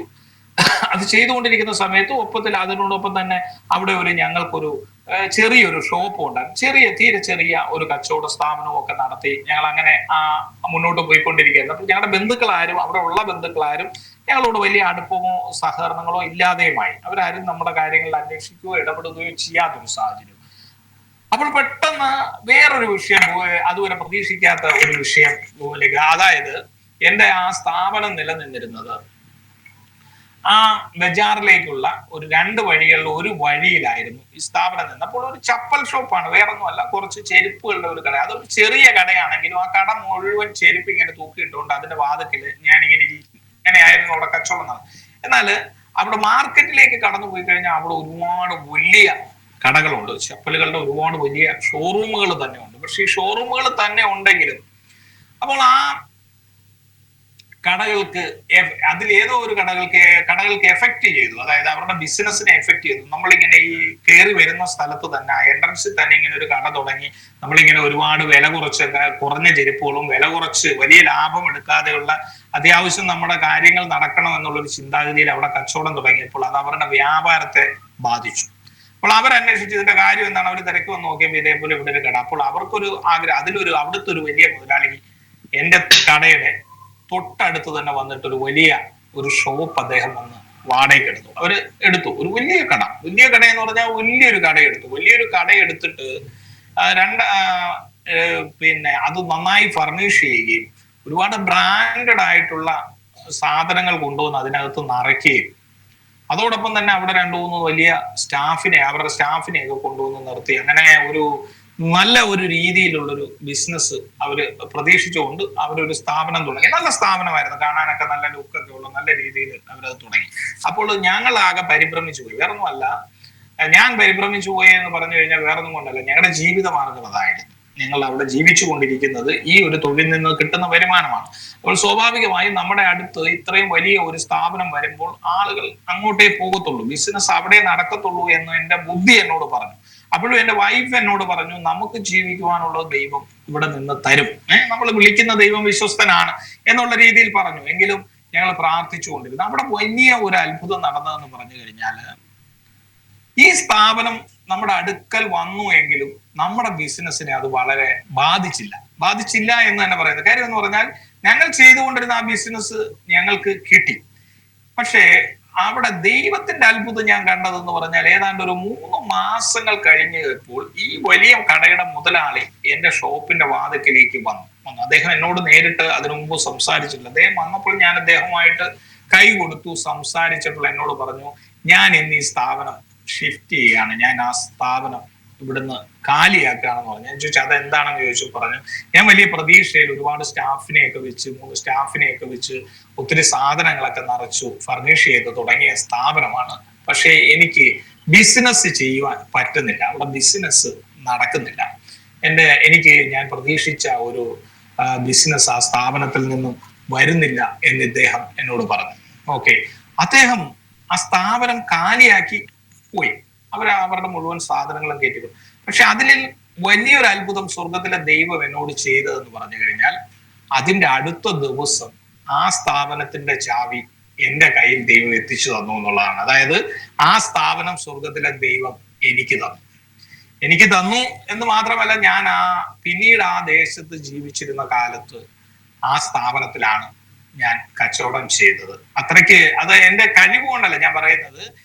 ആ ദേശവാസികൾ വിചാരിച്ചത് എന്റെ ബിസിനസ്സും എന്റെ ജീവിതവും അവിടെ അവസാനിച്ചു എന്ന് വിചാരിച്ചിരുന്ന സാഹചര്യത്തിൽ സ്വർഗത്തിലെ ദൈവം എനിക്ക് തുണയായിരുന്നു എന്ന് പറഞ്ഞു കഴിഞ്ഞാൽ ദൈവത്തെ സേവിക്കുന്നവനും സേവിക്കാത്തവനും തമ്മിലുള്ള ഒരു വ്യത്യാസം ആ ദേശത്ത് വെളിപ്പെടുന്ന രീതിയിൽ ആ സ്ഥാപനം തന്നെ സ്വർഗത്തിലെ ദൈവം എനിക്ക് തന്നു. എൻ്റെ കയ്യിൽ അതിനുള്ള പണമോ സാഹചര്യങ്ങളോ ഒന്നുമില്ലായിരുന്നു. പക്ഷെ പിന്നീട് ഞാൻ ആ ദേശത്ത് എത്ര കാലം ജീവിച്ചിട്ടുണ്ടെങ്കിലും ആ സ്ഥാപനത്തിൽ ബിസിനസ് ചെയ്താണ് ഞങ്ങൾ ജീവിച്ചിരുന്നത്. അങ്ങനെ ഞങ്ങള് അന്നേരം വീണ്ടും സഭയിൽ ഒരു ഉപവാസ പ്രാർത്ഥന നടക്കുന്നു. ആ സമയത്ത് ഞങ്ങൾ ഒരു ഉപവാസത്തിൽ ഇങ്ങനെ പങ്കെടുത്തുകൊണ്ട് ഉപവസിച്ചുകൊണ്ട് പ്രാർത്ഥിച്ചുകൊണ്ടിരിക്കുന്ന സമയത്ത് പെട്ടെന്ന് ഹൃദയത്തിൽ ഒരു പ്രേരണ വന്നു. മുഴുവൻ സമയ സുവിശേഷ വേല ചെയ്യണം എന്നൊരു തീരുമാനം ഹൃദയത്തിൽ വന്നു. അങ്ങനെ ഞങ്ങൾ അത് ഉപവാസ പ്രാർത്ഥനയുടെ മുമ്പേ ഇരുന്നുകൊണ്ട് ഞങ്ങൾ അങ്ങനെ തീരുമാനിച്ചു, മുഴുവൻ സമയ സുവിശേഷ വേലയ്ക്കായിട്ട് സമർപ്പിക്കണം എന്ന് തീരുമാനിച്ചു.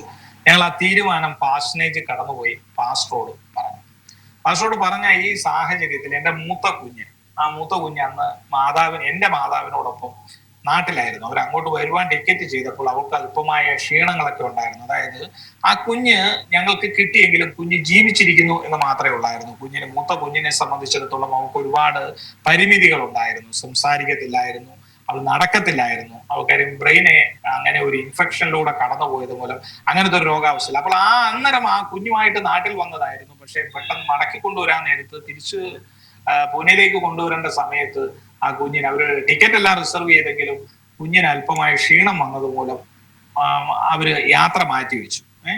എങ്കിലും അന്ന് ഈ തീരുമാനമെടുത്ത് ഞങ്ങൾ പാഴ്സനേജിൽ ഇത് പറഞ്ഞതിന് ശേഷം ഞങ്ങള് ഭവനത്തിൽ വന്നു കഴിഞ്ഞപ്പോൾ, ഞാൻ വീട്ടിലേക്ക് വന്നു കഴിഞ്ഞപ്പോൾ പെട്ടെന്ന് എനിക്ക് നാട്ടിൽ നിന്നൊരു ഫോൺ വരികയാണ്. ഈ കുഞ്ഞ് ഭൂമിയിൽ നിന്ന് മാറ്റപ്പെട്ടു എന്നൊരു ഫോൺ വന്നു. അതായത് ഈ കുഞ്ഞു മുഖാന്തരമായിരുന്നു ഞങ്ങൾ ക്രിസ്തുവിനെ അറിഞ്ഞത്. ഞങ്ങളെ രക്ഷയിലേക്ക് കൊണ്ടുവരുവാൻ ഈ കുഞ്ഞിനെ ദൈവം ഉപയോഗിച്ചു. പിന്നെ ഞങ്ങളുടെ ഒരു തീരുമാനത്തിന് വേണ്ടിയിട്ട് സ്വർഗത്തിലെ ദൈവം കാത്തിരിക്കുകയായിരുന്നു എന്നെനിക്ക് അന്ന് ബോധ്യമായി. കാര്യം ഞങ്ങൾ ആ ദൈവവേലയ്ക്ക് വേണ്ടിയിട്ട് പൂർണ്ണ സമയ സുവിശേഷ വേല ചെയ്യുവാൻ വേണ്ടിയിട്ട് ഞങ്ങൾ കുടുംബമായി തീരുമാനമെടുത്ത് സമർപ്പിച്ചു. ഏകദേശം ഒരു അരമണിക്കൂർ കഴിഞ്ഞപ്പോഴത്തേക്ക് ആ കുഞ്ഞിനെ കർത്താവ് തിരികെ വിളിച്ചു എന്നുള്ളതാണ്. അപ്പോൾ പിന്നെ അവിടെ ആ ദേശത്ത് വെച്ച് തന്നെ അതിനുശേഷം ഞങ്ങൾ നാട്ടിലേക്ക് കടന്നു വന്നു. നാട്ടിലായിരുന്നു കുഞ്ഞിന്റെ അടക്കമൊക്കെ ഞങ്ങൾ നടത്തിയത്. നാട്ടിൽ വന്നു, അടക്കമൊക്കെ നടത്തിയ ശേഷം ഞങ്ങൾ തിരിച്ചു വീണ്ടും പൂനെയിലേക്ക് പോയി. അതിനുശേഷം ഞാൻ അവിടെ ഒരു ബൈബിൾ ഇൻസ്റ്റിറ്റ്യൂട്ടിൽ പോയി. മഹനീയം എന്ന് പറയുന്ന ഒരു ബൈബിൾ ഇൻസ്റ്റിറ്റ്യൂട്ടിൽ പോയി ചേർന്നു. അവിടെ ഞാനൊരു BTH ചേർന്നു. അവിടെ പഠിച്ചുകൊണ്ട് ഇരിക്കുകയായിരുന്നു. അപ്പോൾ വൈഫ് ഞാൻ നടത്തിക്കൊണ്ടിരുന്ന ചെരുപ്പുകളുടെ കാര്യങ്ങൾ നോക്കി. വൈഫ് പൂനെയിലുണ്ട്, ഞാൻ ബോംബെയിൽ ബദലാപൂർ എന്ന് പറയുന്ന സ്ഥലത്ത് ഈ ബൈബിൾ കോളേജിലേക്കും പോയി. പക്ഷെ ഞാൻ അവിടെ ചെന്ന് പഠിക്കുവാൻ ചേർന്ന് കഴിഞ്ഞാൽ അപ്പോൾ വേറൊരു വലിയ പ്രയാസം എൻ്റെ ജീവിതത്തിലേക്ക് കടന്നു. പ്രയാസം വന്നു എന്ന് പറഞ്ഞു കഴിഞ്ഞാൽ എൻ്റെ മാതാവ് അല്പം ക്ഷീണത്തിന്റെ അവസ്ഥകളിലൂടെയൊക്കെ ആയിരുന്നു. അന്നേരം അസുഖമില്ലാതെ ട്രീറ്റ്മെന്റ് ഒക്കെ ചെയ്തുകൊണ്ടിരിക്കുകയായിരുന്നു. മാതാവ് ഭൂമിയിൽ നിന്ന് മാറ്റപ്പെട്ടപ്പോൾ ഞാൻ ബൈബിൾ കോളേജിലായിരുന്നു. അപ്പോൾ ഫോൺ വന്നു, ഞാൻ വിവരം അറിഞ്ഞു. അവിടെ നിന്ന് ഞാൻ ലീവ് എടുത്തിട്ട് ഞാൻ പൂനെയിൽ വന്നു. കുടുംബവുമായിട്ട് ഞങ്ങൾ നാട്ടിലേക്ക് വന്നപ്പോൾ നാട്ടിലെ ഒരു സാഹചര്യം എന്ന് പറഞ്ഞാൽ, അപ്പോൾ ഈ സംഭവം നടക്കുന്നത് 2019 ഞങ്ങൾ വിശ്വാസത്തിൽ വന്നിട്ട് അപ്പോൾ ഏകദേശം 11 വർഷങ്ങളായി. 8 വർഷം ഞങ്ങൾ കുവൈറ്റിന്റെ പ്രദേശത്തായിരുന്നു. കുവൈറ്റിൽ നിന്ന് വന്ന് ഈ കേസും കാര്യങ്ങളും ഒക്കെ ഉണ്ടായി. ഒരാഴ്ച പോലും നാട്ടിൽ നിന്നില്ല. അതിനുള്ളിൽ ഞങ്ങൾ പൂനെയിലേക്ക് പോയി. പിന്നെ ഇപ്പോൾ 3 വർഷമായിട്ട് പൂനെയിലാണ്. അപ്പൊ ഞങ്ങളുടെ ജീവിതത്തിൽ വന്നിട്ടുള്ള ഈ മാറ്റത്തെ കുറിച്ച് ഞങ്ങളുടെ ബന്ധുക്കൾക്കോ ഞങ്ങളുടെ നാട്ടുകാർക്കോ ഒന്നും വലിയ അറിവില്ല. അത്യാവശ്യം ഞങ്ങളുടെ മാതാവിനും പിതാവിനും മാത്രം അറിയാം. അവരിങ്ങനെ ഒരു പെന്തക്കോസ്ത് സഭകളിൽ പോകുന്നു, അല്ലെങ്കിൽ ഞാനിപ്പോ ബൈബിൾ കോളേജിൽ പഠിക്കുന്നു, ഇതൊക്കെ എന്റെ മാതാപിതാക്കൾക്ക് അറിയാം. പക്ഷേ മറ്റുള്ള നാട്ടുകാർക്കോ ബന്ധുക്കൾക്കോ ആർക്കും അറിയാത്തൊരു സാഹചര്യമാണ്. പക്ഷെ ഞാൻ കടന്നു വരുമ്പോൾ കാണുന്നത് എന്ന് പറഞ്ഞു കഴിഞ്ഞാൽ, എന്റെ മാതാവിന്റെ ശരീരം ഞാൻ വന്നതിന് ശേഷം കർമ്മം നടത്തി സംസ്കരിക്കുവാൻ വേണ്ടി അവർ വെച്ചിരിക്കുകയാണ്. ഞാൻ ബൈബിൾ കോളേജിൽ പഠിക്കുകയാണെന്നും പാസ്റ്ററാണെന്നും ഒക്കെ ഞാൻ അവരോട് പറഞ്ഞു, ഞാൻ ഇങ്ങനെ സുവിശേഷകനാണ്, ഞാൻ ബൈബിൾ കോളേജിൽ പഠിച്ചുകൊണ്ടിരിക്കുകയാണ്, അതുകൊണ്ട് എനിക്ക് ഇത്തരത്തിലുള്ള കാര്യങ്ങൾ ചെയ്യുവാൻ സാധിക്കത്തില്ല എന്ന് പറഞ്ഞുകൊണ്ട് ഒരുപാട് സംസാരങ്ങളും പ്രയാസങ്ങളും ബുദ്ധിമുട്ടുകളും ഒക്കെ അതിന്റെ പേരിൽ വന്നു. കേട്ടെന്ന് പറഞ്ഞാൽ ഞങ്ങളൊരു വലിയ ഹൈന്ദവ കുടുംബത്തിൽ ജനിച്ചാണ്. പിന്നെ അന്ന് അമ്മയുടെ ഒരു സഹോദരിയുടെ മകൻ എനിക്ക് പകരമായിട്ട് കർമ്മങ്ങൾ ചെയ്തു എങ്കിലും പല രീതിയിലുള്ള അധിക്ഷേപങ്ങൾ ഞങ്ങളന്ന് ആളുകളുടെ ജനമധ്യത്തിൽ കേട്ടു. പ്രത്യേകിച്ചും ആ ചിത കത്തിക്കുന്ന സമയത്ത്, കർമ്മി ഈ ചൂട്ടുകെട്ട കൈമാറുന്ന സമയത്ത് ഒരാള് കയ്യെ കയറി പിടിച്ചിട്ട് മകൻ നിൽക്കുമ്പോൾ എന്തുകൊണ്ട് അനിയത്തിയുടെ മകൻ കർമ്മം ചെയ്യുന്നു, എന്തുകൊണ്ട് അനിയത്തിയുടെ മകൻ കത്തിക്കുന്നു, ഇങ്ങനെ പല ചോദ്യങ്ങൾ അന്ന് അവിടെ ഉയർന്നു വന്നെങ്കിലും അതൊക്കെ അച്ഛൻ ആയതുകൊണ്ട് അവന്റെ വിശ്വാസം വേറെയാണ് എന്ന് പറഞ്ഞ് ആ വിഷയം വലിയ ഒരു വിഷയത്തിലേക്ക് കടക്കാതെ അന്ന് മാറ്റി. അതിനുശേഷം എല്ലാവരും ബന്ധുക്കളും ദേശവാസി ഈ അടുത്ത സുഹൃത്തുക്കൾ അവരൊക്കെ ഞങ്ങളോട് ഒരു എതിരാകുന്ന ഒരു സാഹചര്യം ഉണ്ടായി. പ്രത്യേകിച്ചും ഈ ഇത്തരത്തിലുള്ള കർമ്മങ്ങളിലൊക്കെ വലിയ വിശ്വാസവും കാര്യങ്ങളും പുലർത്തുന്ന ഒരു കുടുംബമാണ്. അപ്പോഴത്തേക്ക് അവർക്ക് ഞങ്ങൾ ഇത് ചെയ്തില്ല എന്നുള്ളത് അവരെ സംബന്ധിച്ചിടത്തോളം പൊറുക്കാനാകാത്ത ഒരു തെറ്റായിരുന്നു. അപ്പോൾ ഞങ്ങള് ഈ സാഹചര്യങ്ങൾ മനസ്സിലാക്കിക്കൊണ്ട് ഞങ്ങള് തിരിച്ച് പൂനെയിലേക്ക് കടന്നുപോയി. പൂനെയിലേക്ക് ഞങ്ങൾ കടന്നുപോയ ആ സമയത്ത് തന്നെ ഞങ്ങളുടെ ചില ബന്ധുക്കൾ ഇവിടെ പൂനെക്ക് വന്നതിന് ശേഷം അവര് ഞങ്ങൾ ആ നടത്തിക്കൊണ്ടിരുന്ന സ്ഥാപനം അവിടെ നടപ്പിച്ചു. അതിന്റെ ചാവി തിരിച്ചു കൊടുത്തു. അതൊരു വാടക സ്ഥാപനമായിരുന്നു. സാധനങ്ങൾ വിറ്റു. എന്നിട്ട് ഞങ്ങളെ ഈ അമ്പലപ്പുഴയിലേക്ക് തിരിച്ചു കൊണ്ടുപോകും. അപ്പോൾ അവര് പറഞ്ഞ ഒരു ന്യായം എന്ന് പറഞ്ഞാൽ, താമസിക്കുന്ന വീട് മാതാവ് ഒരു വിൽപത്രം എഴുതി വെച്ചിട്ടുണ്ട്, എന്റെ പേരിലാണ് എഴുതിയിരിക്കുന്നത്, അതുകൊണ്ട് പിതാവിനെ സംരക്ഷിക്കുക എന്നൊരു ഉത്തരവാദിത്വം നിങ്ങളിലുണ്ട്, അതുകൊണ്ട് തീർച്ചയായിട്ടും നിങ്ങൾ മടങ്ങി വന്നേ പറ്റത്തുള്ളൂ എന്ന് പറഞ്ഞു.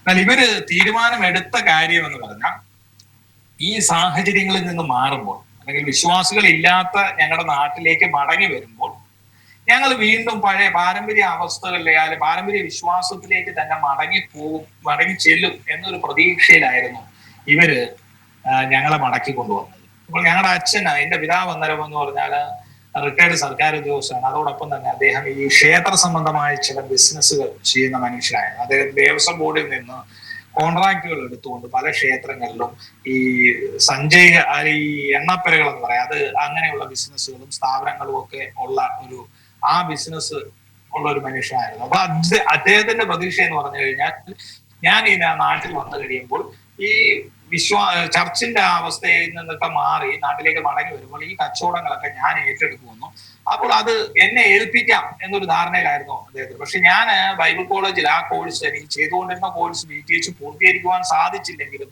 ഞാൻ അതിനു മുമ്പ് ഒരു ചെറിയ കോഴ്സ് ചെയ്തിരുന്നതാണ്. മാത്രമല്ല, ഞാൻ 11 വർഷമായിട്ട് ക്രിസ്തുവിനെ അറിഞ്ഞ് ക്രിസ്തുവിൽ ആശ്രയിച്ച് ജീവിക്കുന്ന ഒരു വ്യക്തിയായിരുന്നു. ഞാൻ ദൈവസ്നേഹം അറിഞ്ഞ ഒരു വ്യക്തിയാണ്. അപ്പൊ എനിക്ക് എന്നെ സംബന്ധിച്ചിടത്തോളം മറ്റെന്ത് പ്രതിഫലം കിട്ടുമെന്ന് പറഞ്ഞാലും, എന്ത് തരുമെന്ന് പറഞ്ഞാലും, ക്രിസ്തുവിന്റെ സ്നേഹത്തെ ഉപേക്ഷിച്ചുകൊണ്ട് വീണ്ടും പാരമ്പര്യത്തിലേക്ക് മടങ്ങിപ്പോകാൻ സാധിക്കും. അപ്പോൾ ഞാൻ പറഞ്ഞു, എന്താണെന്ന് പറഞ്ഞാൽ ഞാനിങ്ങനെ ഒരു ഉപദേശിയാണ്, ഞാനിങ്ങനെ ബൈബിൾ കോളേജിൽ പഠിച്ചുകൊണ്ടിരിക്കുന്ന ഒരു വ്യക്തിയാണ്, പഠിച്ചിട്ടുള്ള വ്യക്തിയാണ്, അതുകൊണ്ട് എനിക്ക് ഇത്തരത്തിലുള്ള ഒരു ബിസിനസ്സിലേക്ക് കടന്നു വരുവാൻ ബുദ്ധിമുട്ടുണ്ട് എന്ന് ഞങ്ങളുടെ സാഹചര്യങ്ങൾ പറഞ്ഞു. അപ്പോൾ അങ്ങനെ ഒരു സാഹചര്യങ്ങൾ വന്നപ്പോൾ പിതാവ് ഞങ്ങൾക്ക് എതിരായി പോകുന്ന ഒരു സാഹചര്യം ഉണ്ടായി. ആ സാഹചര്യത്തിൽ എന്ന് പറഞ്ഞാൽ, പിതാവ് വീട് പൂർണ്ണമായിട്ടും പൂട്ടിയിട്ട് ചാവി അദ്ദേഹം എടുത്തുകൊണ്ട് പോവുകയും ഞങ്ങൾ ഒരു ഷെഡില് അവിടെ താമസിക്കുന്ന ഒരു സാഹചര്യം വന്നു. അവിടെ വേറെ ഞങ്ങളുടെ കയ്യിൽ ഒരു 6 സെന്റ് സ്ഥലം ഉണ്ടായിരുന്നു. അവിടെ ഞങ്ങൾ ഒരു ചെറിയ ഷെഡ് അടിച്ച് ഞങ്ങൾ അവിടെ താമസിക്കേണ്ട ഒരു സാഹചര്യം വന്നു. ഒന്നാമത്തെ സാഹചര്യം എന്ന് പറഞ്ഞു കഴിഞ്ഞാൽ, ഞങ്ങൾക്ക് ദേശത്ത് വിശ്വാസികളെ ആരെയും പരിചയമില്ല, ദേശത്ത് സഭകളെ ഒന്നും പരിചയമില്ല. പിന്നെ ഞങ്ങളുടെ ബന്ധുക്കൾ മൊത്തം ഞങ്ങളോട് എതിരായി. പിന്നെ ഏകദേശം 19 വർഷക്കാലമായിട്ട് ഞാൻ 19 വർഷമായിട്ട് ഞാൻ ദേശത്തില്ലാത്തൊരു വ്യക്തിയാണ്. ദേശത്ത് ഇപ്പൊ വളർന്നു വരുന്ന തലമുറകൾക്കൊന്നും എന്നെ അന്നേരം അറിയത്തില്ല, ഞാനുമായിട്ട് യാതൊരുവിധ ബന്ധവുമില്ല. അപ്പോൾ എല്ലാം കൊണ്ടും വലിയ പ്രയാസത്തിന്റെ ഒരു സാഹചര്യം. അപ്പോൾ നമ്മൾക്ക് ആ ഒരു സാഹചര്യത്തിലാണ് ഞങ്ങൾ അവിടെ ഒരു ഷെഡ് വെച്ചുകൊണ്ട് ആ ഷെഡിൽ ഞങ്ങളൊരു ചായ കച്ചവടമാണ് ആദ്യം തുടങ്ങിയത്. ചെറിയ ഫുഡ് കടികളും പിന്നെ ഉച്ചയ്ക്ക് ചെറുതായിട്ട് ഊണും ഒക്കെ തയ്യാറാക്കിക്കൊണ്ട് ഞങ്ങൾ അവിടെ ആരംഭിച്ചു. ഞങ്ങൾ കച്ചവടം തുടങ്ങി കുറച്ച് ദിവസങ്ങൾ കഴിഞ്ഞപ്പോൾ ഈ 2019 ലോകം മൊത്തം വന്ന ഒരു വലിയ ബുദ്ധിമുട്ടാണ് ഈ കൊറോണ എന്ന് പറയുന്ന ആ ഒരു ബുദ്ധിമുട്ട് കടന്നു വരികയും ഞങ്ങളുടെ സ്ഥാപനം അടഞ്ഞു പോകുന്ന ഒരു സാഹചര്യം ഉണ്ടായി. അതായത് അതൊക്കെ കണ്ടെയ്ൻമെന്റ് സോൺ ആയിപ്പോയി, പല പ്രാവശ്യം കണ്ടെയ്ൻമെന്റ് സോണിലേക്ക് കടന്നുപോയി. അപ്പോൾ അങ്ങനെ വരുമ്പോഴത്തേക്ക് ഇത് അടച്ചിടേണ്ട ഒരു സാഹചര്യം, അങ്ങനെ ബിസിനസ് സ്റ്റോപ്പ് ആയിപ്പോയി. അപ്പോൾ ഈ മൂത്ത കുഞ്ഞ് അന്ന് ഇവിടെ ഒരു ഇംഗ്ലീഷ് മീഡിയം സ്കൂളിൽ പഠിക്കുകയായിരുന്നു. അവിടെ CBSE സ്കൂളിൽ ചേർത്തെങ്കിലും അവിടെ ഫീസും കാര്യങ്ങളും ഒക്കെ ഒന്നും അടയ്ക്കുവാനും ഞങ്ങൾക്ക് സാധിക്കുന്നില്ലായിരുന്നു. കാര്യം പിതാവ് അദ്ദേഹത്തിന്റെ ബിസിനസ്സിനോട് ഞങ്ങൾ സഹകരിക്കുന്നില്ല എന്നൊരു സാഹചര്യം വന്നപ്പോൾ ഞങ്ങളുടെ ഒരു കാര്യത്തിലും പിന്നീട് അദ്ദേഹം ഇടപെടാത്ത ഒരു സാഹചര്യം ഉണ്ടായി. അപ്പൊ ഞങ്ങള് വലിയ ബുദ്ധിമുട്ടിലൂടെയൊക്കെ കടന്നുപോയി എന്ന് പറഞ്ഞാൽ, ഈ കൊറോണ എന്ന് പറയുന്ന ഇതുകൂടെ വന്നു കഴിഞ്ഞപ്പോൾ ഞങ്ങൾക്ക് ജീവിക്കുവാൻ ഒരു മാർഗവും ഇല്ലാത്തൊരു സാഹചര്യം. അന്നേരം ഞങ്ങള് ഈ പൊതികൾ ഉണ്ടാക്കി ആൾക്കൂട്ടങ്ങളിലൊക്കെ പോയിട്ട് ബിരിയാണി പൊതിഞ്ഞു കൊണ്ടുപോയിട്ട് വിൽക്കുന്ന കച്ചവടവും, അതിനുശേഷം ഞാൻ ആലപ്പുഴ മാർക്കറ്റിൽ പോയിട്ട് ആകെ ഞങ്ങളുടെ ഉള്ളതൊരു ആക്റ്റീവായിട്ട് ഒരു വണ്ടി മാത്രമാണുള്ളത്. ആ വണ്ടിക്കകത്ത് ബോക്സ് ഒക്കെ വെച്ച് കെട്ടിക്കൊണ്ട് ഞങ്ങള് പച്ചക്കറി വാങ്ങിച്ച് ചെറിയ കിറ്റുകളിലാക്കിക്കൊണ്ട് ഈ അമ്പലപ്പുഴയുടെ പല പ്രദേശങ്ങളിലും കടന്നുപോയി ഈ പച്ചക്കറി വിൽക്കുകയും അങ്ങനെയൊക്കെയുള്ള ജീവിക്കുവാൻ വേണ്ടിയിട്ട് പല തൊഴിലുകളിലൂടെയും അന്ന് കടന്നുപോയി. അപ്പോൾ ഇങ്ങനെ ഈ അറിയാത്ത തൊഴിലുകൾ ചെയ്തത് മൂലം ഞങ്ങളുടെ കയ്യിൽ ഇൻവെസ്റ്റ് ചെയ്യാനായിട്ട് പൈസകളൊന്നുമില്ലായിരുന്നു. ഒരു കാരണം എല്ലാം ഞങ്ങൾ പലരിൽ നിന്നും ഈ വട്ടിപ്പലിശക്കാരുടെ നിന്ന് കടം മേടിച്ചാണ് ഈ തൊഴിലുകൾ മൊത്തം നടത്തിക്കൊണ്ടിരുന്നത്. അപ്പോൾ ഒരു വശത്തുകൂടി ഞങ്ങൾ ചെയ്യുന്ന ബിസിനസ്സുകൾക്ക് ഈ കൊറോണ വന്നത് മൂലം ഞങ്ങൾ അങ്ങനെ ഒരു പരാജയത്തിന്റെ അവസ്ഥയിലേക്ക് പോകുന്നു. മറുവശത്തുകൂടി കടം വാങ്ങിച്ചതിന്റെ ബുദ്ധിമുട്ടുകൾ വേറൊരു ഭാഗത്തുകൂടി അതിന്റെ പലിശ അല്ലെങ്കിൽ അതിന്റെ തിരിച്ചടവുകൾ പലതും മുടങ്ങുന്നു.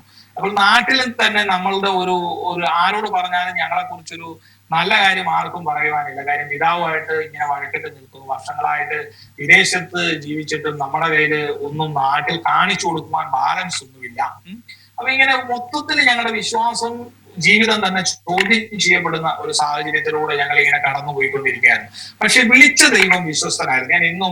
ഞാൻ ആ ദൈവത്തിന് എന്നും സ്തോത്രം ചെയ്യുന്ന ഒരു കാര്യം എന്ന് പറഞ്ഞു കഴിഞ്ഞാൽ, ഒന്ന്, ഇത്ര വലിയ പ്രതികൂലത്തിന്റെ നടുവിൽ പോലും എന്റെ പാരമ്പര്യത്തിലേക്ക് മടങ്ങിപ്പോകാനോ അവരിൽ ആശ്രയം വെക്കുവാനോ ഒരവസ്ഥ സ്വർഗത്തിലെ ദൈവം ഞങ്ങളുടെ ജീവിതത്തിൽ കൊണ്ടുവന്നില്ല എന്നുള്ളതാണ്. ഈ പ്രതികൂലങ്ങളെ അതിജീവിക്കുവാനുള്ള ബലം സ്വർഗത്തിലെ ദൈവം ഞങ്ങളുടെ മേൽ പകർന്നു എന്നുള്ളതാണ്.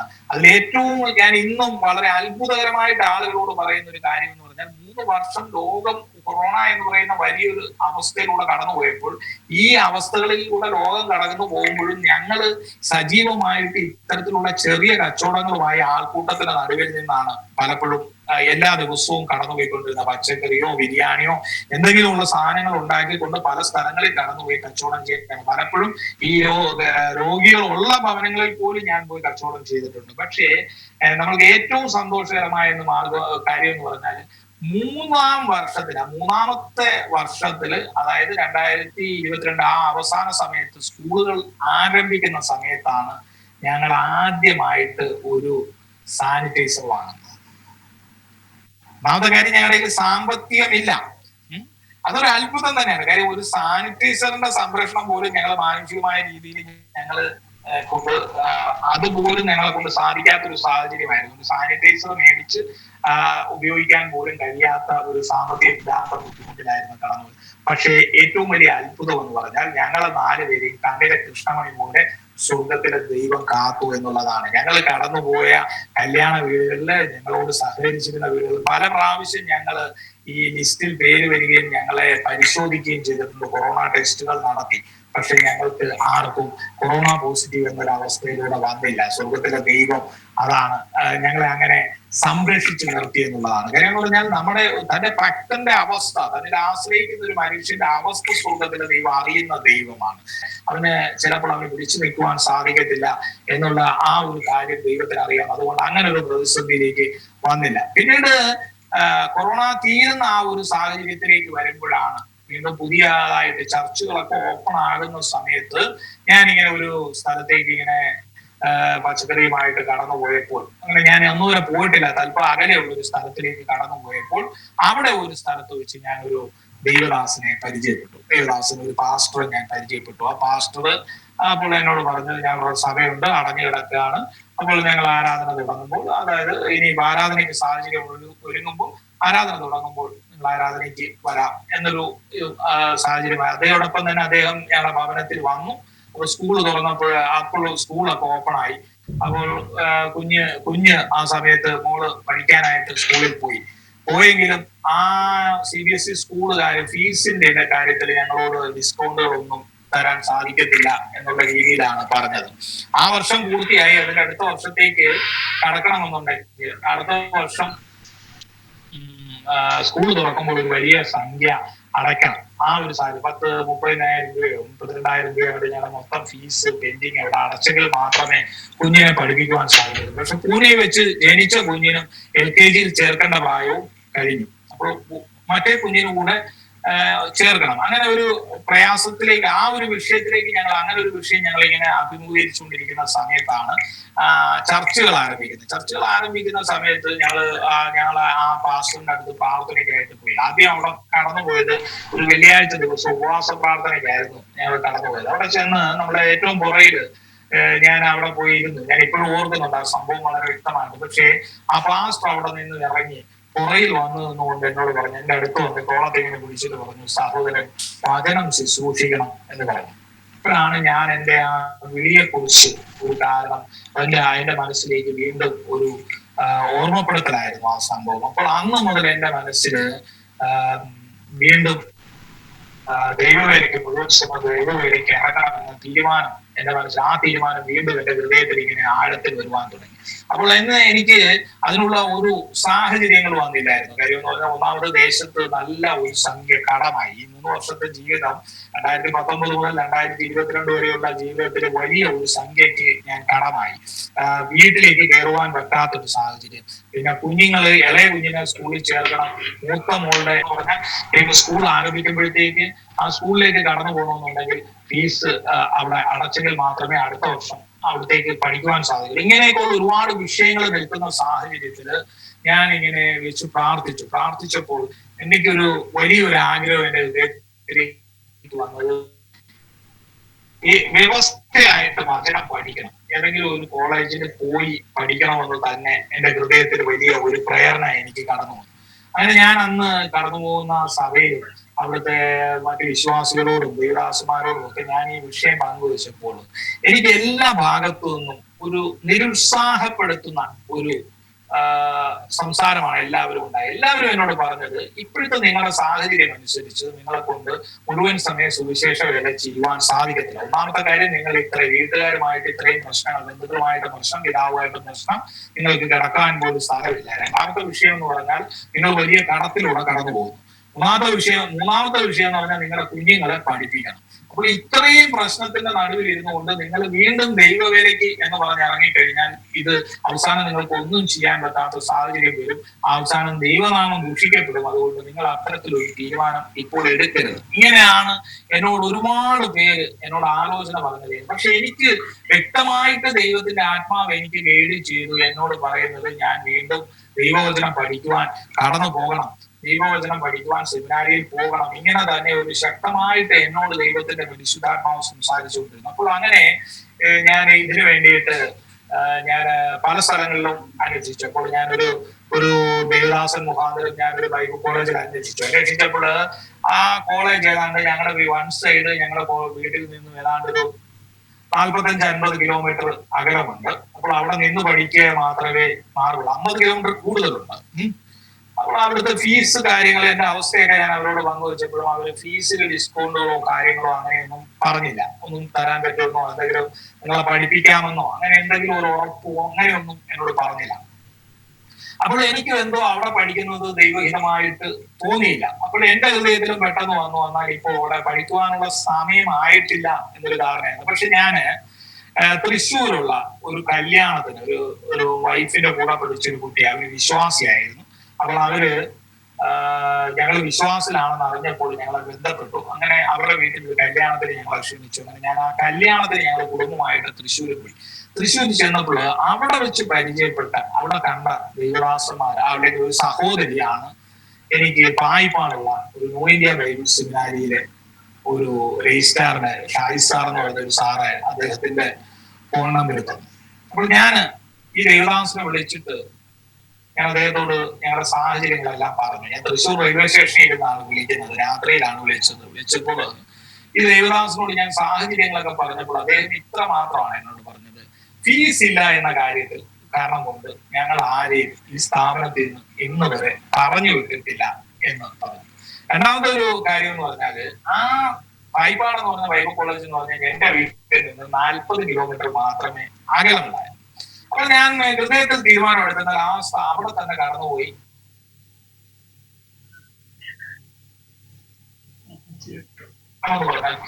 കുഞ്ഞുങ്ങളുടെ പഠിത്തത്തിൽ എന്ത് ചെയ്യണമെന്ന് എനിക്കൊരു ഡയറക്ഷൻ കിട്ടുന്നില്ല. അപ്പോൾ അവസാനം, അതായത് ജൂൺ 3-ാം തീയതിയാണെന്നാണ് എന്റെ ഓർമ്മ, 3-ാം തീയതി സ്കൂൾ തുറക്കാൻ പോകുന്നത്. തൊട്ട് തലേ ദിവസം ഇവരെയും കുഞ്ഞുങ്ങളെ പഠിപ്പിക്കുന്ന കാര്യത്തിൽ ഒരു ധാരണയുമായില്ല. അപ്പോൾ അവസാനമായിട്ട് ഞങ്ങൾ കുടുംബം പ്രാർത്ഥിച്ച് ഞങ്ങളൊരു തീരുമാനമെടുത്തു, നമുക്ക് 2 കുഞ്ഞുങ്ങളെ സർക്കാർ സ്കൂളിലേക്ക് ചേർക്കാം. അപ്പോൾ മൂത്ത കുഞ്ഞ് ഇത്രയും കാലം CBSE പഠിച്ചു, ഇപ്പൊ പഠിപ്പിക്കാൻ നമ്മുടെ സാമ്പത്തികമില്ല, അതിനെയും ചേർത്ത് ഇളയ മോളെ LKG ചേർക്കണം. അവൾ 1 വയസ്സ് കഴിഞ്ഞു, ചേർക്കേണ്ട പ്രായം കഴിഞ്ഞിട്ട് 1 വയസ്സായി, അധികമായി. അപ്പോൾ അവളെയും ചേർക്കാം. അതുകൊണ്ട് ഇവിടെ അടുത്തൊരു സർക്കാർ സ്കൂളിലേക്ക് പോകുവാൻ വേണ്ടിയിട്ട് ഞങ്ങൾ ഒരുങ്ങി ഭവനത്തിൽ നിന്ന് ഇറങ്ങി. ഭവനത്തിൽ നിന്ന് ഇറങ്ങിയപ്പോഴാണ് പെട്ടെന്ന് എനിക്കൊരു ഫോൺ വന്നിട്ട് എന്റെ ഒരു സഹോദരിയാണ് വിളിച്ചിട്ട് എന്നോട് ചോദിച്ചത്, കുഞ്ഞുങ്ങളെ എവിടെയെങ്കിലും ചേർക്കുന്ന കാര്യത്തിൽ എന്തെങ്കിലും ആയോ എന്ന് ചോദിച്ചു. ഞാൻ പറഞ്ഞു, പൈസ ഇല്ല, എന്റെ കയ്യിൽ 7,000 രൂപയുണ്ട്, 7,000 രൂപ കൊണ്ട് ഒരിക്കലും അഡ്മിഷന്റെ കാര്യങ്ങൾ നടക്കത്തില്ല എന്ന് പറഞ്ഞപ്പോൾ ആ സഹോദരിയാണ് എനിക്കൊരു 10,000 രൂപ എടുത്തുനിന്ന് സഹായിക്കുന്ന ഒരു സാഹചര്യം ഉണ്ടായി. അപ്പോൾ 17,000 രൂപ എന്റെ കയ്യിൽ വന്നു കഴിഞ്ഞപ്പോൾ ഞങ്ങൾ വിചാരിച്ചു എന്നാൽ മൂത്ത കുഞ്ഞിനെ വീണ്ടും CBSE തന്നെ തുടർന്ന് പഠിപ്പിക്കാം, ഇളയ മകളെ തിരിച്ചു വരുമ്പോൾ സർക്കാർ സ്കൂളിൽ ചേർക്കാം എന്നുള്ളൊരു ധാരണയിൽ ഞങ്ങള് കപ്പക്കടയിൽ ജ്യോതിനികേതൻ എന്ന് പറയുന്ന ഒരു സ്കൂളുണ്ട് ഇവിടെ പുന്നപ്രയ്ക്കടുത്ത്. ആ സ്കൂളിലേക്ക് ഞങ്ങൾ പോയി. അവിടെ ചെന്ന് മൂത്ത മോളെ ഇന്റർവ്യൂ ഒക്കെ കഴിഞ്ഞു, ടെസ്റ്റ് ഒക്കെ എടുത്തു, അതെല്ലാം അവിടെ ഓക്കെ ആയതിനു ശേഷം അവിടെ ഫീസ് അടച്ചു, അവിടെ ബുക്കിനുള്ള പൈസ അടച്ചു. അപ്പോൾ മിച്ചം ഞങ്ങളുടെ കയ്യിലുള്ളത് ആ കുഞ്ഞിന് യൂണിഫോം മേടിക്കുവാനുള്ള പൈസ മാത്രമേ ഞങ്ങളുടെ കയ്യിലുള്ളൂ. ഞാൻ ഇങ്ങനെ പുറത്ത് വെയിറ്റ് ചെയ്തുകൊണ്ടിരുന്നപ്പോൾ ആ സ്ഥാപനത്തിൽ ജോലി ചെയ്യുന്ന ഒരു ഉദ്യോഗസ്ഥൻ എന്നോട് വന്നിട്ട് ചോദിച്ചു, എത്ര കുഞ്ഞുങ്ങളെ ചേർക്കുന്നുണ്ട് ഈ സ്കൂളിലെന്ന് ചോദിച്ചു. ഞാൻ പറഞ്ഞു, ഒരാളെ ചേർക്കുന്നുള്ളൂ, അതിനുള്ള സാമ്പത്തികമേ ഉള്ളൂ. ഇളയ കുഞ്ഞിനെ ഞങ്ങള് സർക്കാർ സ്കൂളിൽ ചേർത്ത് അങ്ങോട്ട് പോകുന്ന വഴിക്ക് സർക്കാർ സ്കൂളിൽ LKG ചേർക്കാൻ ആഗ്രഹിക്കുകയാണ് എന്ന് പറഞ്ഞപ്പോൾ അദ്ദേഹം ഒരു മേഡത്തെ കാണിച്ചു എന്നിട്ട് പറഞ്ഞു, ഈ സ്കൂളിന്റെ മാനേജറാണ്, പ്രിൻസിപ്പാളിന്റെ വൈഫാണ്, അതുകൊണ്ട് അവരോടൊന്ന് സംസാരിച്ചു നോക്കൂ എന്ന് പറഞ്ഞു. ഇതൊരു ക്രിസ്ത്യൻ മാനേജ്മെന്റ് സ്കൂളായിരുന്നു, കാത്തലിക് മാനേജ്മെന്റിലെ സ്കൂളാണ്.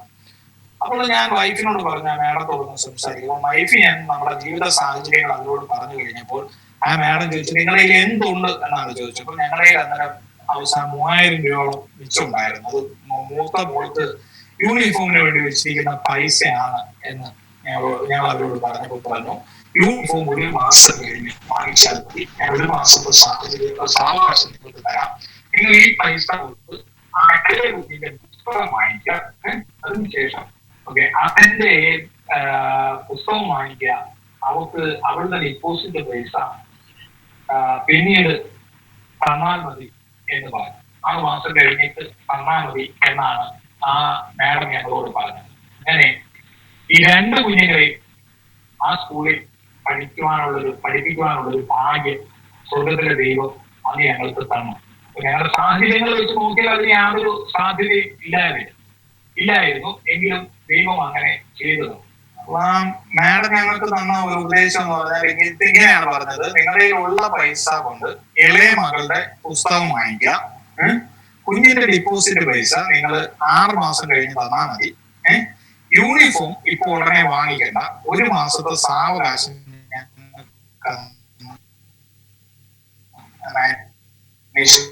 ഇപ്പോൾ യൂണിഫോം വാങ്ങിക്കാൻ കാശില്ലാത്തതുകൊണ്ട് വാങ്ങണ്ട, ഒരു മാസം കഴിഞ്ഞിട്ട് ഒരു മാസം അവർ ജീവിതത്തിൽ വന്നോട്ടെ, അതിനുശേഷം യൂണിഫോം വാങ്ങാം, ഉള്ള പൈസ കൊണ്ട് ഇളയ കുഞ്ഞിന്റെ പുസ്തകം വാങ്ങിക്കാം, ഡിപ്പോസിറ്റ് പിന്നീട് തന്നാൽ മതി എന്നായിരുന്നു ആദ്യം പറഞ്ഞത്. എന്നാൽ അതൊരു ദൈവ പ്രവൃത്തിയായിരുന്നു. ആ സ്ഥാപനം പിന്നീട് ഞങ്ങളോട് ആ ഡിപ്പോസിറ്റ് പൈസ വാങ്ങിച്ചില്ല. അങ്ങനെ ഞങ്ങളുടെ കയ്യിൽ ആ ഉള്ള പൈസ കൊണ്ട് 2 കുഞ്ഞുങ്ങളെയും അവിടെ ചേർക്കുവാൻ സ്വർഗത്തിലെ ദൈവം സഹായിച്ചു എന്നുള്ളതാണ്. അതിന്റെ പിറ്റേ ദിവസം ഞാൻ വൈഫുമായിട്ട് സെമിനാരിലേക്ക് അവിടുന്ന് അഡ്മിഷൻ എടുത്തു കഴിഞ്ഞപ്പോഴത്തേക്ക് അദ്ദേഹം അവിടുത്തെ അന്നിരുന്ന ആ അധ്യാപകൻ ഞങ്ങളോട് പറഞ്ഞത്, കേൾക്കാൻ പറ്റുന്നുണ്ടോ?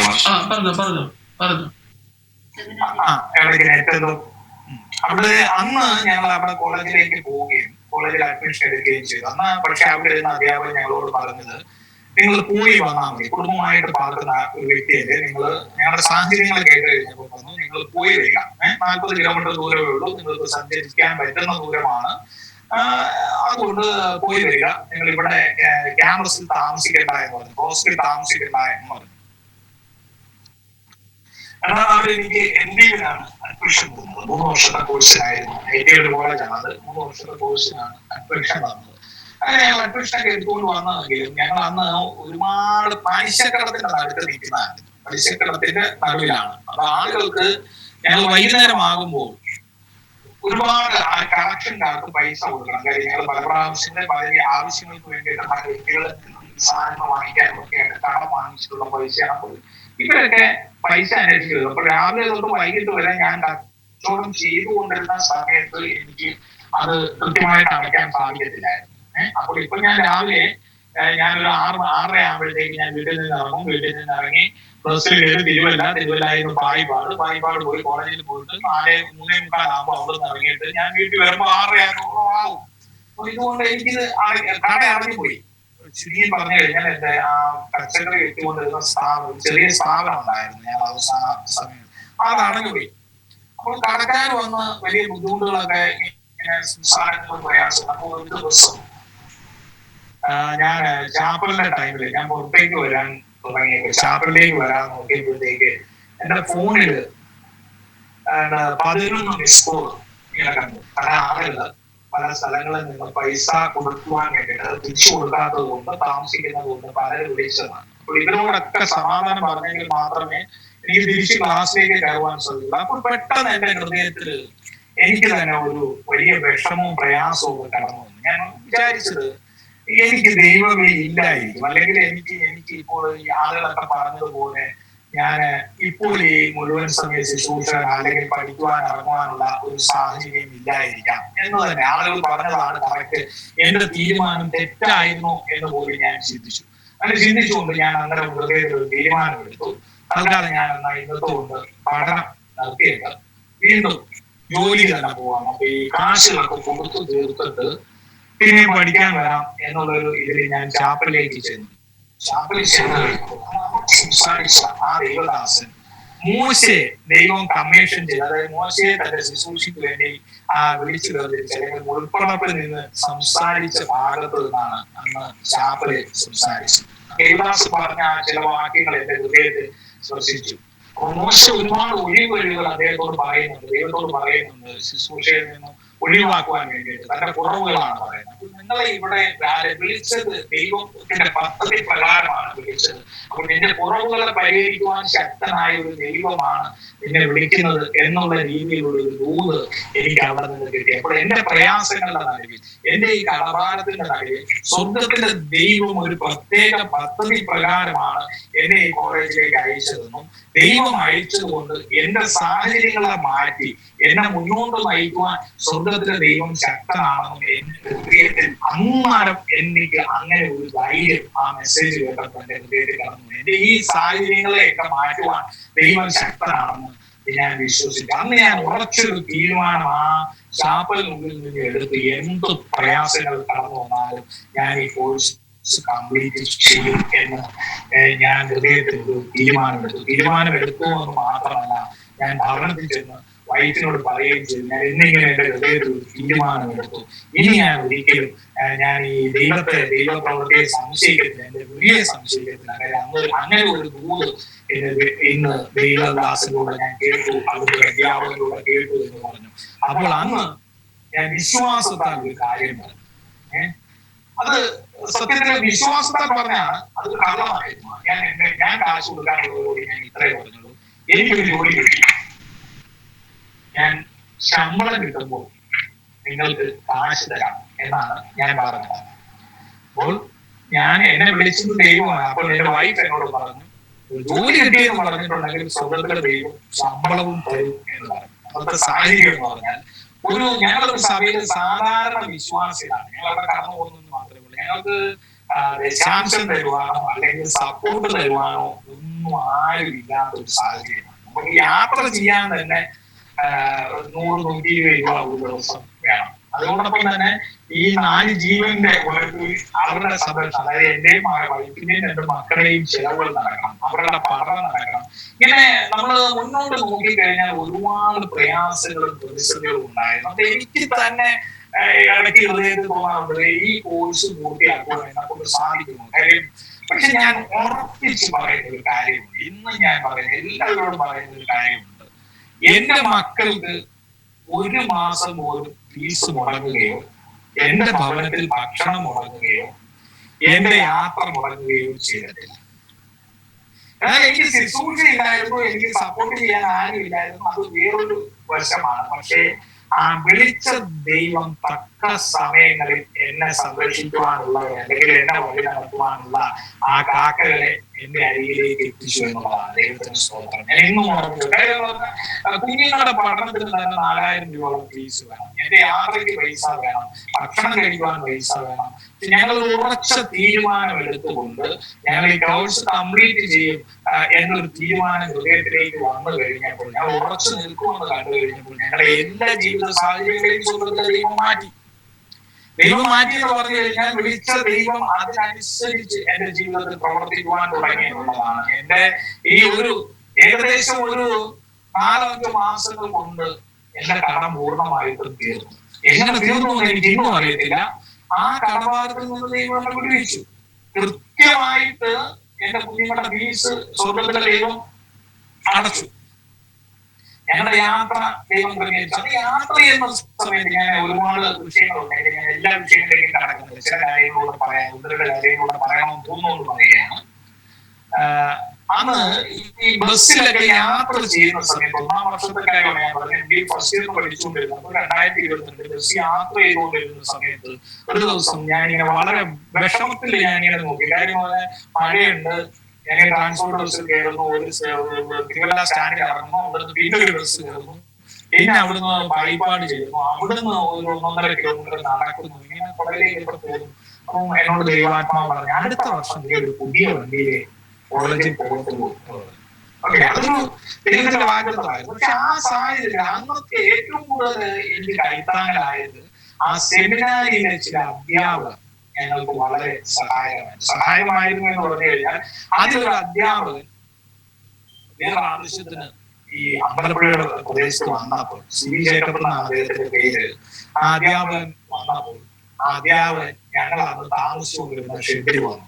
ആ ഷെഡിൽ വന്നു കഴിഞ്ഞപ്പോൾ തറയില്ലാത്ത ഷെഡാണ്, മണ്ണിലാണ്. ആ അധ്യാപകൻ ഞങ്ങൾ അവിടെ കഴിയുന്ന ആ സാഹചര്യം നേരിട്ട് കണ്ടു. ഞങ്ങൾ 2 കുട്ടികളും ഞാനും വൈഫും ജീവിക്കുന്ന ആ സാഹചര്യം. അതിനുശേഷം അദ്ദേഹം ആ സ്ഥാപനത്തിൽ ചെന്ന് അവിടെ അദ്ദേഹത്തിനാൽ ചെയ്യുന്ന എല്ലാ സപ്പോർട്ടുകളും ഒരുപാട് കൈത്താങ്ങലുകൾ ആ അധ്യാപകൻ ഞങ്ങളുടെ ജീവിതത്തിൽ ചെയ്തു. മാത്രമല്ല അദ്ദേഹം ആ സ്ഥാപനത്തിൽ ആ കോളേജിൽ ചെയ്ത് ഞങ്ങളുടെ അവസ്ഥ പലരോട് പങ്കുവെച്ചുകൊണ്ട് പല നിർണായകമായ ഘട്ടങ്ങളിൽ എടുത്തു പറയേണ്ട ഉദരുടെ ദേവദാസന്മാരുണ്ട്. പോലെ എന്ന് പറയുന്ന ഒരു സാറുണ്ട്, അധ്യാപകരുണ്ട് അവിടുത്തെ. അതുകൊണ്ട് ഷാജി സാറ്, ഇവരൊക്കെ ഒരുപാട് കൈത്താങ്ങലുകൾ തന്നു, ഒരുപാട് കൈത്താങ്ങലുകൾ തന്നു. അവരെയൊക്കെ ദൈവം ഞങ്ങളെ സഹായിക്കാൻ വേണ്ടി ഉയർത്തി എന്ന് പറയുന്നത് ഏറ്റവും കറക്റ്റ്. ദൈവത്തിന് സ്വന്തം ഞങ്ങളെ അവിടുന്ന് ആ ഒരു വർഷം പൂർത്തിയാക്കുവാൻ സാധിച്ചു. ഒരു വർഷം പൂർത്തിയായി കഴിഞ്ഞപ്പോൾ വേറൊരു വലിയ ഒരു സാഹചര്യം, ഒരു പ്രശ്നം വന്നു. പ്രശ്നം എന്നല്ല എന്ന് പറയുന്നത്, എന്റെ പിതാവ് ഒരു സഹായം ഞങ്ങളോട് ഇങ്ങോട്ട് ആവശ്യപ്പെടുന്ന ഒരു സാഹചര്യം ഉണ്ടായി. അദ്ദേഹത്തിന് സുഖമില്ലാത്ത ഒരവസ്ഥയാണ്. സുഖമില്ലാത്ത അവസ്ഥയിലൂടെ അദ്ദേഹം പോയപ്പോഴത്തേക്ക് അദ്ദേഹം ഹോസ്പിറ്റലിലേക്ക് പോകുന്നതിന്റെ തലേ ദിവസം അദ്ദേഹം ഡെലിവേഴ്സ് ട്രീറ്റ്മെന്റിനായിട്ട് തീരുമാനിച്ചു. ഡെലിവേഴ്സ് ട്രീറ്റ്മെന്റിന് തലേ ദിവസം അദ്ദേഹം എന്റെ വൈഫിനെ വിളിച്ചിട്ട് പറഞ്ഞു, അവനോട് ചോദിക്കുക എന്നോട് വരാമോ എന്ന് ചോദിക്കുന്നു. അപ്പൊ ഞാൻ അദ്ദേഹമായിട്ട് ഹോസ്പിറ്റലിലേക്ക് കടന്നുപോയി. ഹോസ്പിറ്റലിൽ ചെന്ന് കഴിഞ്ഞപ്പോൾ അദ്ദേഹത്തിന് പ്രോബ്ലം ഉണ്ടായിരുന്നു. ശസ്ത്രക്രിയക്ക് പെട്ടെന്ന് അടുത്ത ദിവസം ഓപ്പറേഷൻ നടത്തി. ഓപ്പറേഷൻ സമയത്ത് ഞാൻ മാത്രമേ പിതാവിനോട്, ഞാനും വൈഫിന്റെ അമ്മയും മാത്രമേ അവിടെ ഉണ്ടായിരുന്നുള്ളൂ. അപ്പോൾ ഈ ഹോസ്പിറ്റലിലേക്ക് പോകുന്നത് വരെ അച്ഛന്റെ ധാരണ എന്ന് പറഞ്ഞാൽ മറ്റുള്ള ബന്ധുക്കൾ ആരെങ്കിലും ഒക്കെ വന്ന് അച്ഛനെ സപ്പോർട്ട് ചെയ്യും. സാമ്പത്തികമായിട്ടല്ല, ശാരീരികമായ സഹായങ്ങൾ ചെയ്യും, അവർ കൂടെ വന്ന് നിൽക്കും എന്നൊരു ധാരണ ഉണ്ടായിരുന്നു. പക്ഷെ സമയമായപ്പോൾ ആരും ഇല്ലാത്തൊരു സാഹചര്യം. അതായത് ഇത്രയും വലിയ ഒരു ഓപ്പറേഷനോടെ കടന്നു പോകുന്ന സാഹചര്യത്തിൽ ഞാൻ മണിക്കൂറുകളോളം പലരെയും വിളിച്ച് അങ്ങോട്ട് വരുവാൻ പറഞ്ഞിട്ട് രാത്രിയിൽ ആരും കടന്നു വരാത്തൊരു സാഹചര്യം ഉണ്ടായി. ആരുമില്ല, ഞാനും ഈ എന്റെ വൈഫിന്റെ അമ്മയും മാത്രമേ ഉള്ളൂ അവിടെ. അവിടെ രാത്രി ഓപ്പറേഷൻ തിയേറ്ററിലേക്ക് അച്ഛനെ കൊണ്ടുപോകുമ്പോഴും തിരിച്ചിറക്കിക്കൊണ്ട് വരുമ്പോഴും ആരുമില്ല. അപ്പോൾ അദ്ദേഹം തന്നെ വലിയ ഭാരത്തിലൂടെ കടന്നു. എന്ന് അതിനുശേഷം വളരെ ചുരുങ്ങിയ മാസങ്ങളെ പിതാവ് ജീവിച്ചിരുന്നു. പക്ഷെ അതിനുശേഷം ഞങ്ങളോട് വളരെ അടുപ്പത്തിലും സ്നേഹത്തിലും പിതാവ് വന്നു. പിതാവ് വന്നെന്ന് പറഞ്ഞാൽ ഞങ്ങൾ ഒരുമിച്ച് ഈ ഭവനത്തിൽ ഭക്ഷണം കഴിക്കുവാനും ഞങ്ങൾ ഒരുമിച്ച് താമസിക്കുവാനും ഒക്കെ തുടങ്ങി. അപ്പോൾ വീണ്ടും ഒരു 3-4 മാസങ്ങൾ മാത്രം, 4-5 മാസങ്ങൾ മാത്രമേ പിതാവ് പിന്നീട് ഈ ഓപ്പറേഷൻ ആയതിനു ശേഷം ജീവിച്ചിരുന്നു. ആ കാലയളവിൽ പിതാവിനോടൊപ്പം ജീവിക്കുവാൻ സാധിച്ചു. 10 ദിവസത്തോളം പിതാവ് അവിടെ അഡ്മിറ്റ് ആയിരുന്ന സമയങ്ങളിലൊക്കെ കൂടെ നിൽക്കുവാനും ശുശ്രൂഷിക്കുവാനും ഒക്കെ ദൈവം ബലപ്പെടുത്തി. അപ്പോൾ ആ ഒരു സാഹചര്യത്തിൽ ഞാൻ ഇദ്ദേഹത്തോട്, വളരെ സമ്പന്നനായ മനുഷ്യൻ, അദ്ദേഹത്തോട് ഞാൻ പറഞ്ഞു, എനിക്ക് വണ്ടിയില്ല, എനിക്കൊരു വണ്ടി വേണമെന്നൊരു ആഗ്രഹമുണ്ട്. അപ്പോൾ ഒരു വണ്ടി മേടിച്ച് സഹായിക്കാം, ഒരു പഴയ വണ്ടി. അങ്ങനെയാണ് ഞാൻ റിക്വസ്റ്റ് ചെയ്തത്, എനിക്കൊരു പഴയ വണ്ടി വേണം. ഞാൻ എന്റെ ഈ ഭൂമിയിലെ ഭൗതിക ജീവിതത്തിലെ പിതാവിനോട് ഞാൻ ആവശ്യപ്പെട്ടു. പക്ഷേ അദ്ദേഹം ആദ്യം എന്നോട് പറഞ്ഞത്, പഴയത് വാങ്ങണ്ട, ഒരു പുതിയത് വാങ്ങിക്കാനുള്ള വേല തിരക്കിയിട്ട് എന്നാണ് പറഞ്ഞത്. അച്ഛനെ പോലൊരു വ്യക്തി ഇങ്ങനെ പറഞ്ഞപ്പോൾ ഞാൻ പെട്ടെന്ന് തന്നെ ആലപ്പുഴയിൽ ഞാൻ വൈഫും കൂടെ പോയി. ഞങ്ങൾ പല ഷോറൂമുകളിലും കയറി, വണ്ടിയുടെ വിലയെടുത്ത് ബുള്ളറ്റിന്റെ ഷോറൂമിലും കയറി ഞങ്ങൾ വണ്ടി കയറി തിരിച്ച് വീട്ടിൽ വന്നപ്പോഴത്തേക്ക് അദ്ദേഹം ആ വാഗ്ദാനത്തിൽ നിന്നും പിന്മാറി. അപ്പൊ അദ്ദേഹത്തോട് ആരോടോ അഭിപ്രായം ചോദിച്ചു അങ്ങനെ ആ ക്ഷേത്രത്തിലെ കട വന്നിരിക്കാൻ പറഞ്ഞിട്ട് അവൻ വന്നോ, അതുകൊണ്ട് വന്നില്ലല്ലോ, പിന്നെ അവരെ എന്തിനാ കാശ് മുടക്കി സഹായിക്കുന്ന എന്നൊരു രീതിയിലുള്ള ഒരു സംസാരം വന്നു കഴിഞ്ഞപ്പോൾ അദ്ദേഹം അതിൽ നിന്ന് പിന്മാറി. പെട്ടെന്ന് ആലപ്പുഴ റോയൽ എൻഫീൽഡിന്റെ ഷോറൂമിൽ നിന്ന് എന്നെ വിളിച്ചിട്ട് എന്നോട് പറഞ്ഞു, സാറേ വണ്ടി എടുക്കാൻ താല്പര്യമുണ്ടെങ്കിൽ ലോൺ ഇട്ട് തരാം. ഞാൻ പറഞ്ഞു, ലോൺ എടുത്തതിൽ പ്രശ്നമില്ല, പക്ഷെ എന്റെ ഒരു ഡോക്യുമെന്റ് ഒന്നുമില്ല. എന്തെങ്കിലും ഉണ്ടോ? ഞാൻ പറഞ്ഞു, ആകെ ഉള്ളത് ഇലക്ഷൻ ഐ ഡി ആണ്, അത് ഞാൻ തരാം. പിന്നെ എന്റെ ഒരു ആധാർ ഉള്ളത് പുതിയ അഡ്രസ് ആണ്, അത് എന്തൊക്കെയോ പ്രോബ്ലത്തിൽ കിടക്കുകയാണ്, ഇലക്ഷൻ ഐ ഡി വെച്ച് എന്തെങ്കിലും ചെയ്യാമോ എന്ന് ചോദിച്ചു. അദ്ദേഹം പറഞ്ഞു, ഓക്കെ, ഇലക്ഷൻ ഐ ഡി കിട്ടുക, അത് വീടിന്റെ ഇലക്ട്രിസിറ്റി വരും. വീട് ആരുടെ പേരിലാണെന്ന് ചോദിച്ചപ്പോൾ ഞാൻ പറഞ്ഞു, വീട് എന്റെ പേരിലാണ്, പക്ഷെ അച്ഛന്റെ കാലശേഷമേ എന്റെ പേരിലേക്ക് വരത്തുള്ളൂ, എന്റെ കയ്യിൽ വിൽപ്പത്രമുണ്ട്, ഇങ്ങനെ പറഞ്ഞു. അദ്ദേഹം എന്നോട് പറഞ്ഞ ഇലക്ഷൻ ഐ ഡി തരാൻ പറഞ്ഞു. ആ ഇലക്ഷൻ ഐ ഡി വെച്ച് അവരെന്റെ ലോണ് പാസ്സാക്കി തന്നു. ലോണ് പാസ്സാക്കി തന്നു എന്ന് മാത്രമല്ല, ആദ്യത്തെ ഇൻസ്റ്റാൾമെന്റ് അടയ്ക്കാനുള്ള 40,000 രൂപ ആദ്യം അടയ്ക്കണമായിരുന്നു. ആ പൈസയും ഒരു രൂപ പോലും ഇല്ലായിരുന്നു. പക്ഷെ ഈ പൈസ അടയ്ക്കുവാൻ ഞാൻ അവിടെ ചെന്നപ്പോൾ അദ്ദേഹം എന്നോട് പറഞ്ഞത്, ആധാർ കാർഡ് ഇല്ലാതെ ചിലപ്പോൾ രജിസ്റ്റർ ചെയ്യാൻ സാധിക്കത്തില്ല, സാധാരണ ബുള്ളറ്റ് ബുക്ക് ചെയ്ത് കഴിഞ്ഞാൽ അല്പം താമസിച്ചേ കിട്ടത്തുള്ളൂ. ഞാൻ അപ്പൊ അദ്ദേഹത്തോട് ചോദിച്ചു, അപ്പോൾ ബുള്ളറ്റ് താമസിക്കുമല്ലോ? ഞാൻ അതിലേക്ക് ആധാർ ഇല്ല, താമസിക്കത്തില്ല, ബുള്ളറ്റ് ഓൾറെഡി ഇവിടെ ബുക്കിംഗ് ക്യാൻസൽ ആയ വണ്ടി ഇരിപ്പുണ്ട്, അപ്പൊ അത് നിങ്ങൾക്ക് തരാം എന്നാണ് പറഞ്ഞത്. ഞാൻ അടുത്ത ഒരു ആധാറിന്റെ എൻറോൾ സെന്ററിൽ ചെന്നിട്ട് എന്റെ ആധാർ ശരിയാക്കിയപ്പോൾ അവർ പറഞ്ഞു, 2 ആഴ്ച മുമ്പ് നിങ്ങളുടെ കാര്യങ്ങൾ ശരിയാകും, അപ്പോൾ നിങ്ങൾക്ക് ഇത് ഡൗൺലോഡ് ചെയ്തെടുക്കാം എന്ന് പറഞ്ഞു. അപ്പൊ ഞാൻ വീട്ടിൽ വന്നതിന് ശേഷം 2ാമത്തെ ദിവസം ഞാൻ വെറുതെ ഓൺലൈനിൽ ഈ പേപ്പർ വെച്ച് ചെക്ക് ചെയ്തപ്പോൾ എന്റെ ആധാർ സ്റ്റാറ്റസ് ആക്റ്റീവ് ആയി കണ്ടു. ഞാൻ വൈഫിനോട് പറഞ്ഞു, എന്റെ ആധാർ ആക്റ്റീവ് ആണ്. അപ്പോൾ പറഞ്ഞു, ആധാർ ആക്റ്റീവ് ആകാൻ 2 ആഴ്ചയാണ് സമയം പറഞ്ഞു. അപ്പൊ എങ്ങനെ ആക്റ്റീവ് ആകാനാണ്? ഞാൻ പറഞ്ഞു, ആധാർ റെഡിയാണ്, നമുക്ക് പോകാമെന്ന് പറഞ്ഞു. ഞാൻ ഈ ആധാർ എൻറോൾ ചെന്നപ്പോൾ അവരും പറഞ്ഞു, നിങ്ങൾ ആധാർ എടുത്തിട്ട് 2 ദിവസമാകും, നമുക്ക് ആധാർ ഇപ്പൊ കിട്ടത്തില്ല. ഞാൻ പറഞ്ഞ ആക്റ്റീവ് സ്റ്റാറ്റസ് കാണിക്കുന്നത് ചെക്ക് ചെയ്യാൻ പറഞ്ഞപ്പോൾ അവർ ചെക്ക് ചെയ്തപ്പോൾ ആധാർ റെഡി ആയതായിട്ടാണ്. ഞാൻ ആധാർ വാങ്ങിയ സമയത്ത് ഷോറൂമിൽ നിന്ന് വാങ്ങിക്കുവാൻ അവിടെ നിന്നപ്പോൾ എന്നെ ഷോറൂമിൽ നിന്ന് വിളിച്ചിട്ട് പറഞ്ഞു, ആധാർ കാർഡ് ഉണ്ടെങ്കിൽ വണ്ടി ഇറക്കുവാൻ സാധിക്കത്തുള്ളൂ. അപ്പോൾ ഞാൻ ഈ ആധാർ കാർഡ് നേരെ ആ ഷോറൂമിൽ അവിടെ നിന്ന് വാങ്ങി ആധാർ കാർഡ് കൊണ്ട് കൊടുത്തു. അത് കഴിഞ്ഞ് 3 ദിവസം കഴിഞ്ഞ് എന്റെ ഒരു വണ്ടി കിട്ടി. അത് കഴിഞ്ഞ് 2-3 ദിവസം കൂടെ കഴിഞ്ഞപ്പോൾ 2ാം വർഷത്തെ ക്ലാസ് തുടങ്ങിയതാണ്. അപ്പൊ 2ാം വർഷത്തെ ക്ലാസ്സിൽ ഞാൻ ഈ ബുള്ളറ്റിലാണ് കോളേജിലേക്ക് പോകുന്നത്. എന്റെ എല്ലാ സാഹചര്യങ്ങളും മോശമാണ്. എന്റെ ഒരു പഴയ വണ്ടിയാണ് ഞാൻ ആഗ്രഹിച്ചത്. എന്റെ പിതാവിന്, സമ്പന്നനായ പിതാവിനോട് ഞാൻ ചെന്നിട്ട് ഞാൻ വണ്ടിക്ക് ഒരു സഹായം ആവശ്യപ്പെട്ടു. പക്ഷെ എന്റെ സ്വർഗത്തിന് സർവസമ്പന്നനായ ദൈവമായിരുന്നു. ദൈവത്തിന് സ്വന്തം. ആ ദൈവത്തിന് ഒന്നിനും കുറവില്ല. ദൈവത്തിന് ആ ദൈവം എനിക്ക് ആ വാഹനം തന്നു. ഞാൻ ഈ വാഹനവും എടുത്തുകൊണ്ട് ആ ബുള്ളറ്റുമായിട്ട് ഞാൻ ദേവദാസന്റെ വീട്ടിൽ ചെന്നപ്പോൾ ആ ദേവദാസൻ എന്നോട് ചോദിച്ചത്, 100 രൂപയ്ക്ക് മാർഗമില്ലാത്ത നിങ്ങൾ ബുള്ളറ്റിന് എങ്ങനെ പെട്രോൾ അടിക്കും, ഇതെങ്ങനെ എടുത്തതെന്ന് ചോദിച്ചപ്പോൾ ഞാൻ പറഞ്ഞത് 5250 രൂപ CC അടക്കണം മാസവും. അപ്പൊ എന്നോട് ചോദിച്ചത്, പാസ്റ്റർ നിങ്ങളെ കൊണ്ട് അതിന് സാധിക്കുമോ എന്നാണ് ചോദിച്ചത്. ഞാൻ ഉറപ്പിച്ച് പറയാം, ആർക്കും പരിശോധിക്കും. ഇന്ന് വരെ എന്റെ ബാങ്ക് സ്റ്റേറ്റ്മെന്റ് നോക്കിയാൽ ഒരിക്കൽ പോലും അളവ് മുടങ്ങിയിട്ടില്ല. 3 വർഷമായിട്ട് കൃത്യമായിട്ട് ആ ഡേറ്റ് ആ പൈസ ബാങ്കിൽ നിന്ന് കട്ടാകുന്നുണ്ട്. അതിന് ഞാൻ ഒരു ഭാരവും അനുഭവിച്ചിട്ടില്ല. കാര്യം പറഞ്ഞാൽ അത് ദൈവം എനിക്ക് ദൈവത്തിന്റെ ഒരു വാഗ്ദത്തമായിരുന്നു, എനിക്ക് ഞാൻ ഒരു വാഹനം തരും, അതിന്റെ പൈസ സ്വർഗത്തിലെ ദൈവമാണ് അങ്ങോട്ട് ഇന്ന് വരെ അടയ്ക്കുന്നത്. ദൈവത്തിന്റെ സ്തോത്രം. ഞാൻ ഈ പറഞ്ഞത് ഇങ്ങനെ ഒരു സാഹചര്യം, അങ്ങനെ ഞാൻ മുന്നോട്ട് കടന്നുപോയിക്കൊണ്ടിരുന്നപ്പോഴത്തേക്ക് പെട്ടെന്ന് ഈ പിതാവ് ഭൂമിയിൽ നിന്ന് മാറ്റപ്പെട്ടു.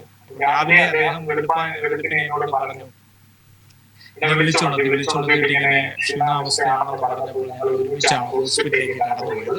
ഹോസ്പിറ്റലിൽ ചെന്ന് കഴിഞ്ഞാൽ അവിടെ യൂണിവേഴ്സിറ്റിയുടെ ഗേറ്റ് കടന്നപ്പോൾ തന്നെ അദ്ദേഹത്തിന്റെ ജീവൻ നഷ്ടപ്പെട്ടു. ആദ്യം ഞങ്ങൾ ഇവിടെ വണ്ടാനം മെഡിക്കൽ കോളേജിൽ പോയി, അവിടെ നിന്നാണ് യൂണിവേഴ്സിറ്റിയിലേക്ക് പോയത്. അവിടെ ചെന്ന് ഹോസ്പിറ്റലിൽ കയറുന്നതിന് മുമ്പ് തന്നെ അദ്ദേഹത്തിന്റെ ജീവൻ നഷ്ടപ്പെട്ടു. അപ്പം ഞാൻ പെട്ടെന്ന് തന്നെ എന്റെ ചില ബന്ധുക്കളെയൊക്കെ വിളിച്ചിട്ട് ഞാൻ പറഞ്ഞത്, പിതാവ് മരണപ്പെട്ടു, നിങ്ങളുടെ ഇഷ്ടപ്രകാരമുള്ള കർമ്മങ്ങളും കാര്യങ്ങളും ഒക്കെ ചെയ്യാം. പക്ഷെ എന്നെയും എന്റെ മക്കളെയും ഇത്തരത്തിലുള്ള ഒരു കാര്യത്തിന് വിളിക്കരുത്. ഞാനൊരു പാസ്റ്ററാണ്, ഞാൻ ഇപ്പോഴും ഒരു ബൈബിൾ കോളേജിൽ പഠിച്ചുകൊണ്ടിരിക്കുകയാണ്, ഞാനൊരു സുവിശേഷകനാണ്, അപ്പോൾ എനിക്ക് ഇത്തരത്തിലുള്ള കാര്യങ്ങളോട് സഹകരിക്കുവാൻ ബുദ്ധിമുട്ടുണ്ട് എന്ന് പറഞ്ഞു. അങ്ങനെ ഞങ്ങള് ബോഡിയായിട്ട് വന്നപ്പോൾ ഇവിടുത്തെ കാര്യങ്ങളെല്ലാം ബന്ധുക്കള് അത് ക്രമീകരിച്ചു. ഞങ്ങള് ആ ബോഡി കൊണ്ടുവന്ന് കിടത്തിയതിനു ശേഷം ഞാൻ അകത്ത് കയറിയിട്ട് പൂർണ്ണമായിട്ടും അതിന്റെ ചടങ്ങുകൾ അവസാനിച്ച ശേഷം, അതായത് ചിലക്ക് തീ കൊടുത്തിയ ശേഷമാണ് പുറത്തേക്ക് വരുന്നത്. അന്ന് പല വെളിയിലിറങ്ങി ആളുകളെ മധ്യത്തിൽ നിൽക്കുന്നതായിരുന്നു. ഞാൻ പറഞ്ഞു, ആളുകളുടെ മുമ്പിൽ നിന്ന് അമ്മയുടെ മരണത്തിന് സമയത്ത് ഞാൻ ഒരുപാട് അവകാശമായതാണ്. പിതാവിന്റെ എന്റെ കൂടെ ഞാൻ അദ്ദേഹത്തിന്റെ മരണസമയത്ത് ഒപ്പം ഉണ്ടായിരുന്നു. അദ്ദേഹത്തെ ശുശ്രൂഷിച്ചു. കഴിഞ്ഞ 4 മാസങ്ങളിലൊക്കെ ഞങ്ങൾക്ക് ശുശ്രൂഷിക്കുവാൻ സ്വർഗ്ഗത്തിലെ ദൈവം ഞങ്ങൾക്ക് അവസരം തന്നു. ചെയ്യേണ്ട സമയങ്ങളിൽ ഞങ്ങൾ ചെയ്തു. ഈ അവസാന നിമിഷത്തിൽ ഈ അടക്ക ശുശ്രൂഷയിൽ അതുകൊണ്ട് എനിക്ക് താല്പര്യമില്ല, എന്റെ വിശ്വാസപ്രകാരം അത് എനിക്ക് പറ്റത്തില്ല, അതുകൊണ്ട് ഞാൻ അത്തരത്തിലുള്ള കാര്യങ്ങളോട് സഹകരിച്ചില്ല എന്ന് പറഞ്ഞു. അതിനുശേഷം ഏതാണ്ട് 16 ദിവസങ്ങൾ അദ്ദേഹത്തിന്റെ ഒരു ചടങ്ങുകളും കാര്യങ്ങളും ഒക്കെ നടന്നതിന് ശേഷം ഞങ്ങളുടെ ഭവനത്തിൽ ആദ്യമായിട്ട് ഞങ്ങൾ വിശ്വാസത്തിൽ വന്നതിന് ശേഷം ആദ്യമായിട്ട് ഞങ്ങൾ പാർക്കുന്ന ഭവനത്തിൽ ഒരു എന്റെ കോളേജിൽ നിന്ന് വന്ന സുഹൃത്തുക്കളും ഞങ്ങൾ കടന്നു പോകുന്ന സഭയിലെ കുറച്ച് വിശ്വാസികളും കടന്നു വന്ന് ഒരു പ്രാർത്ഥന നടത്തി. ആദ്യമായിട്ട് അങ്ങനെയാണ് ഒരു പ്രാർത്ഥന എന്റെ ഭവനത്തിൽ നടക്കുന്നത്. ഞാൻ ആ വിശ്വാസത്തിൽ വന്ന് ഒരുപാട് വർഷങ്ങൾക്ക് ശേഷമാണ് ഞങ്ങളുടെ ഭവനത്തിൽ ഇരുന്ന് അങ്ങനെ പല ആളുകൾ ഒരുമിച്ച് പ്രാർത്ഥിക്കാൻ ഒരു സാഹചര്യം വന്നത്. ഞാൻ താമസിക്കുന്ന ഈ പ്രദേശത്തിന്റെ പ്രത്യേകത എന്ന് പറഞ്ഞാൽ ഏകദേശം ഒരു 16 കിലോമീറ്റർ ചുറ്റളവിൽ വേറെ പ്രവർത്തനങ്ങൾ ഇല്ലാത്ത ഒരു ഏരിയയാണ്. അപ്പോൾ അന്ന് പ്രത്യേകിച്ചും ഈ അച്ഛന്റെ മരണത്തോടെ ആ സമയത്ത് അന്ന് ഇവിടെ അടുത്ത് എടത്തുവ എന്ന് പറയുന്ന സ്ഥലത്ത് ചങ്ങങ്കിരി എന്ന് പറയുന്ന ഒരു പ്രദേശത്ത് ഒരു ദേവദാസൻ ഒരു സ്വതന്ത്ര സഭയുണ്ടായിരുന്നു. അദ്ദേഹത്തിന് സുഖമില്ലാത്തൊരു സാഹചര്യത്തില് ഞാൻ അവിടെ ഒരു ശുശ്രൂഷനായിട്ട് അദ്ദേഹം അവിടെ വിളിച്ചതുകൊണ്ട് ഞാൻ അവിടെ ശുശ്രൂഷിച്ചു. ഏകദേശം ഒരു 3 മാസത്തോളം ഞാൻ അവിടെ ശുശ്രൂഷിച്ചു. ആ സമയത്ത് അദ്ദേഹം സൗഖ്യമായിട്ട് തിരികെ വന്ന ദിവസം, ഒരു ഫ്രൈഡേ ആണ്, ഞാൻ വളരെ വ്യക്തമായിട്ട് ഓർക്കുന്നുണ്ട്. ഒരു ഫ്രൈഡേ, മാർച്ച് മാസം 1-ാം തീയതി ഫ്രൈഡേ, ഞങ്ങൾ അവിടെ നിന്നും ആരാധന കഴിഞ്ഞ് ഉപവാസ പ്രാർത്ഥന കഴിഞ്ഞ് ഞങ്ങള് വീട്ടിലേക്ക് മടങ്ങി വന്നു കഴിഞ്ഞപ്പോൾ എന്റെ ഒരു സുഹൃത്ത് എന്നെ വിളിച്ചു. വിശ്വാസിയാണ്, ഞാൻ അറിയാവുന്ന ഒരു സുഹൃത്ത് വിളിച്ചിട്ട് ഇത്രയും പറഞ്ഞു, പക്ഷേ ഇവിടെ ഒരു കുടുംബം സാമ്പത്തിക പ്രതിസന്ധി മൂലം ആത്മഹത്യ ചെയ്യാതിരിക്കുന്നു, ഭയങ്കരമായ കടഭാരങ്ങളിലൂടെ കടന്നു പോകുന്ന ഒരു കുടുംബമുണ്ട്. ആ കുടുംബം ആത്മഹത്യയുടെ വക്കിലാണ്, നിങ്ങൾ കടന്നു പോകണം, നിങ്ങൾ ആ കുടുംബത്തിന് വേണ്ടിയിട്ട് പ്രാർത്ഥിക്കണം എന്ന് പറഞ്ഞു. ഞാനും വൈഫും കൂടെ പെട്ടെന്ന് തന്നെ ഞങ്ങൾ ആ വീട്ടിൽ പോയി. വീട്ടിൽ ചെന്നപ്പോൾ അവിടെ പ്രാർത്ഥിക്കാൻ പറ്റിയ അന്തരീക്ഷമല്ലായിരുന്നു. അതായത് ഒരുപാട് പേര് സാമ്പത്തികം കൊടുക്കാനുള്ള പല ആളുകൾ ആ വീട്ടിൽ തമ്പടിച്ചിട്ടുണ്ട്. അവർ പലയിടത്തൊക്കെ ആയിട്ട് പല സ്ത്രീകളും പുരുഷന്മാരും ഒക്കെ നിൽക്കുന്നു. എങ്കിലും ഞങ്ങൾ അവരുടെ നടുക്ക് നിന്ന് ഞങ്ങൾ അല്പം നേരം പ്രാർത്ഥിച്ച ശേഷം ഞാൻ ആ സഹോദരനോട് പറഞ്ഞു, നിങ്ങൾ ഇന്ന് വൈകിട്ട് എന്റെ വീട്ടിലേക്ക് വരാമെങ്കിൽ നമുക്ക് അവിടെ ഇരുന്ന് പ്രാർത്ഥിക്കാം. അപ്പോൾ ഞാൻ ആരെങ്കിലും കൂടെ വിളിക്കാം, നമുക്ക് എല്ലാവർക്കും നമുക്ക് പ്രാർത്ഥിക്കാം, നമ്മുടെ വിഷയത്തിൽ മറുപടിയാകും എന്ന് പറഞ്ഞു. അങ്ങനെ ഞാൻ എന്നോട് സഹകരണം അല്ലെങ്കിൽ അടുത്തറിയാവുന്ന 1-2 കുടുംബങ്ങളെ കൂടെ വിളിച്ചുകൊണ്ട്, വിശ്വാസ കുടുംബങ്ങളെ കൂടെ വിളിച്ചുകൊണ്ട് ഈ കുടുംബത്തിന് വേണ്ടിയിട്ട് നിങ്ങൾ പ്രാർത്ഥിക്കാൻ വേണ്ടിയിട്ട് 2 വർഷത്തിന് മുമ്പുള്ള നടന്ന സംഭവം ഞങ്ങളുടെ ഭവനത്തിൽ ഒന്ന് കൂടി ഈ കുടുംബത്തിന് വേണ്ടി പ്രാർത്ഥിക്കാൻ വേണ്ടി കൂടിയാണ്. അതൊരു വെള്ളിയാഴ്ചയാണ്. പക്ഷെ അതൊരു ദൈവപ്രവൃത്തിയുടെ ആരംഭമായിരുന്നു. ദൈവപ്രവൃത്തിയുടെ ആരംഭം എന്ന് പറഞ്ഞാൽ ആ വെള്ളിയാഴ്ച മുതൽ ഈ ലാസ്റ്റ് ഫ്രൈഡേ വരെയും ഇവിടെ ആരാധന, ഉപവാസ പ്രാർത്ഥന നടന്നിട്ടുണ്ട്. അന്ന് പ്രാർത്ഥനയ്ക്ക് വന്നതിൽ നിന്നും 2 പേര് എന്നെ വിളിച്ചിട്ട് പിറ്റേ ദിവസം എന്നോട് പറഞ്ഞത്, പാസ്റ്ററെ ഞങ്ങൾ നാളെ അങ്ങോട്ടാണ് പ്രാർത്ഥനയ്ക്ക് വരുന്നത്. അപ്പൊ ഞായറാഴ്ച ഞാൻ ശുശ്രൂഷിച്ചുകൊണ്ടിരുന്ന സമയത്ത് എനിക്ക് ചാൻസ് പോയി. അതായത് അതിന്റെ ദേവദാസൻ മടങ്ങി വന്നു, അസുഖം ട്രീറ്റ്മെന്റ് കഴിഞ്ഞ് വന്നു. അപ്പോൾ ഞാൻ എവിടോട്ട് പോകുമെന്ന് ചിന്തിച്ചിരുന്നപ്പോഴാണ് ഇവരെന്നെ വിളിച്ചിട്ട് പറയുന്നത്, ഞങ്ങള് അങ്ങോട്ടാണ് നാളെ പ്രാർത്ഥിക്കാൻ വരുന്നതെന്ന് പറഞ്ഞു. അന്ന് അങ്ങനെ ആ ഞായറാഴ്ച ഞങ്ങളുടെ വീട്ടിൽ ഒരു ആരാധന ആരംഭിച്ചു. ആരംഭിച്ചപ്പോൾ ഞങ്ങൾക്ക് വലിയ പ്രതീക്ഷയില്ലായിരുന്നു. വലിയ പ്രതികൂലങ്ങളൊക്കെ ഒരു മണ്ഡലമായതുകൊണ്ട്. പക്ഷേ അന്ന് മുതൽ ഇന്ന് വരെ കൃത്യമായിട്ട് ആരാധന നടന്നിട്ടുണ്ട്. എല്ലാ സൺഡേയിലും ആരാധന നടന്നിട്ടുണ്ട്. ആരംഭത്തിലൊക്കെ ഒരുപാട് ആളുകളൊക്കെ വളരെ കുറവായിരുന്നു, വലിയ പ്രയാസങ്ങളൊക്കെ ഉണ്ടായിരുന്നു. പലരെയും വരുന്നവരെയൊക്കെ ആളുകളൊക്കെ പലരെയും പിന്തിരിപ്പിച്ചുകൊണ്ട് പോയി. എങ്കിലും അതൊരു ദൈവപ്രവൃത്തിയായിരുന്നു. അമ്പലപ്പുഴയിലെ ഈ പ്രവർത്തനം എന്ന് പറഞ്ഞാൽ ഒരു ദൈവപ്രവൃത്തിയായിരുന്നു. ദൈവപ്രവൃത്തി എന്ന് പറഞ്ഞാൽ ഒരുപാട് ആൾക്കാർ ഇവിടെ വന്നവർ പിന്തിരിഞ്ഞു പോയിട്ടുണ്ടെങ്കിലും ഇപ്പോൾ ഈ 2 വർഷം കഴിഞ്ഞു നിൽക്കുന്ന സാഹചര്യത്തിൽ നമ്മൾ നോക്കിക്കഴിഞ്ഞാൽ ഏകദേശം 40ഓളം ആളുകൾ സൺഡേയിൽ ഇപ്പം ആരാധനയ്ക്കായിട്ട് കൂടി വരുന്നുണ്ട്. അപ്പോൾ ആദ്യം ഞങ്ങൾ ഭവനത്തിനുള്ളിലായിരുന്നു ഈ പ്രാർത്ഥന തുടങ്ങിയത്. ഭവനത്തിനുള്ളിൽ നിന്ന് പ്രാർത്ഥിച്ചുകൊണ്ടിരുന്നപ്പോഴത്തേക്ക് ഒരു ക്രിസ്മസിന് ഞങ്ങൾ ഇവിടെ ഒരു പരിപാടി അറേഞ്ച് ചെയ്തു. ഒരു ദേവദാസം കുറച്ച് നന്മ തന്നു. കുറച്ച് വീടുകൾക്ക് ഞങ്ങള് സൗജന്യമായിട്ട് ഒരു ക്രിസ്മസിന് ഒരു സമ്മാനം എന്നുള്ള രീതിയിൽ ഒരു കിറ്റ് കൊടുത്തു. ആ കിറ്റ് വാങ്ങിക്കുവാനായിട്ട് നല്ല രീതിയിൽ ആളുകൾ വന്നു. അപ്പൊ ഞങ്ങളുടെ പുറത്ത് ഒരു സ്ട്രെസ് വർക്ക് ഉണ്ടായിരുന്നു. അവിടെയായിരുന്നു ഈ വന്ന 100 ആളുകൾ ഇരുന്നത്. അന്ന് അവിടെ പങ്കെടുത്ത ആളുകളൊക്കെ പിരിഞ്ഞു പോയി കഴിഞ്ഞപ്പോൾ ഇവിടെ പ്രാർത്ഥിക്കാൻ വരുന്ന ഒരു സഹോദരി എന്നോട് ഇത്രേ പറഞ്ഞുള്ളൂ, ഈ 1-ാം തീയതി പ്രേയർ തൊട്ട് നമുക്ക് പുറത്തിറങ്ങി ആരാധിക്കണം എന്ന് പറഞ്ഞു. പുറത്ത് നമുക്ക് വീടിനും ഉള്ളിൽ നിന്ന് പുറത്തിറങ്ങാം. ഈ ന്യൂ ഇയറിനല്ല, കഴിഞ്ഞ ന്യൂ ഇയറിന് ആരാധന പുറത്തേക്ക് മാറ്റി. പുറത്തേക്ക് മാറ്റിയപ്പോൾ ഞാൻ ആദ്യം ഒരു ചെറിയ സ്ട്രെസ് ഉണ്ടായി. ഒരു 35-40 പേര് ഇരിക്കുന്ന രീതിയിലാണ് ഉണ്ടാക്കിയത്. എന്നാൽ ഇപ്പോൾ അത് അല്പം കൂടി വിശാലമാകാൻ ദൈവം സഹായിച്ചു. ഇവിടെ മുഴുവൻ നീളത്തിൽ ഇപ്പോൾ ഏകദേശം ഒരു 100 പേരൊക്കെ ഇരിക്കാനുള്ള സൗകര്യം നമ്മുടെ ആലയത്തിന് ഉണ്ട്. അത് ദൈവം ക്രമീകരിച്ചതാണ്. അപ്പോൾ അവിടെ ഇപ്പൊ 40ഓളം ആളുകൾ വരുന്നു. ഒരുപാട് ആളുകൾ ഇവിടെ വന്നവരെ പിന്തിരിഞ്ഞു പോയി. പിന്തിരിഞ്ഞു പോയെന്ന് പറഞ്ഞാൽ വിദേശത്തെ സാഹചര്യം അങ്ങനെയാണ്.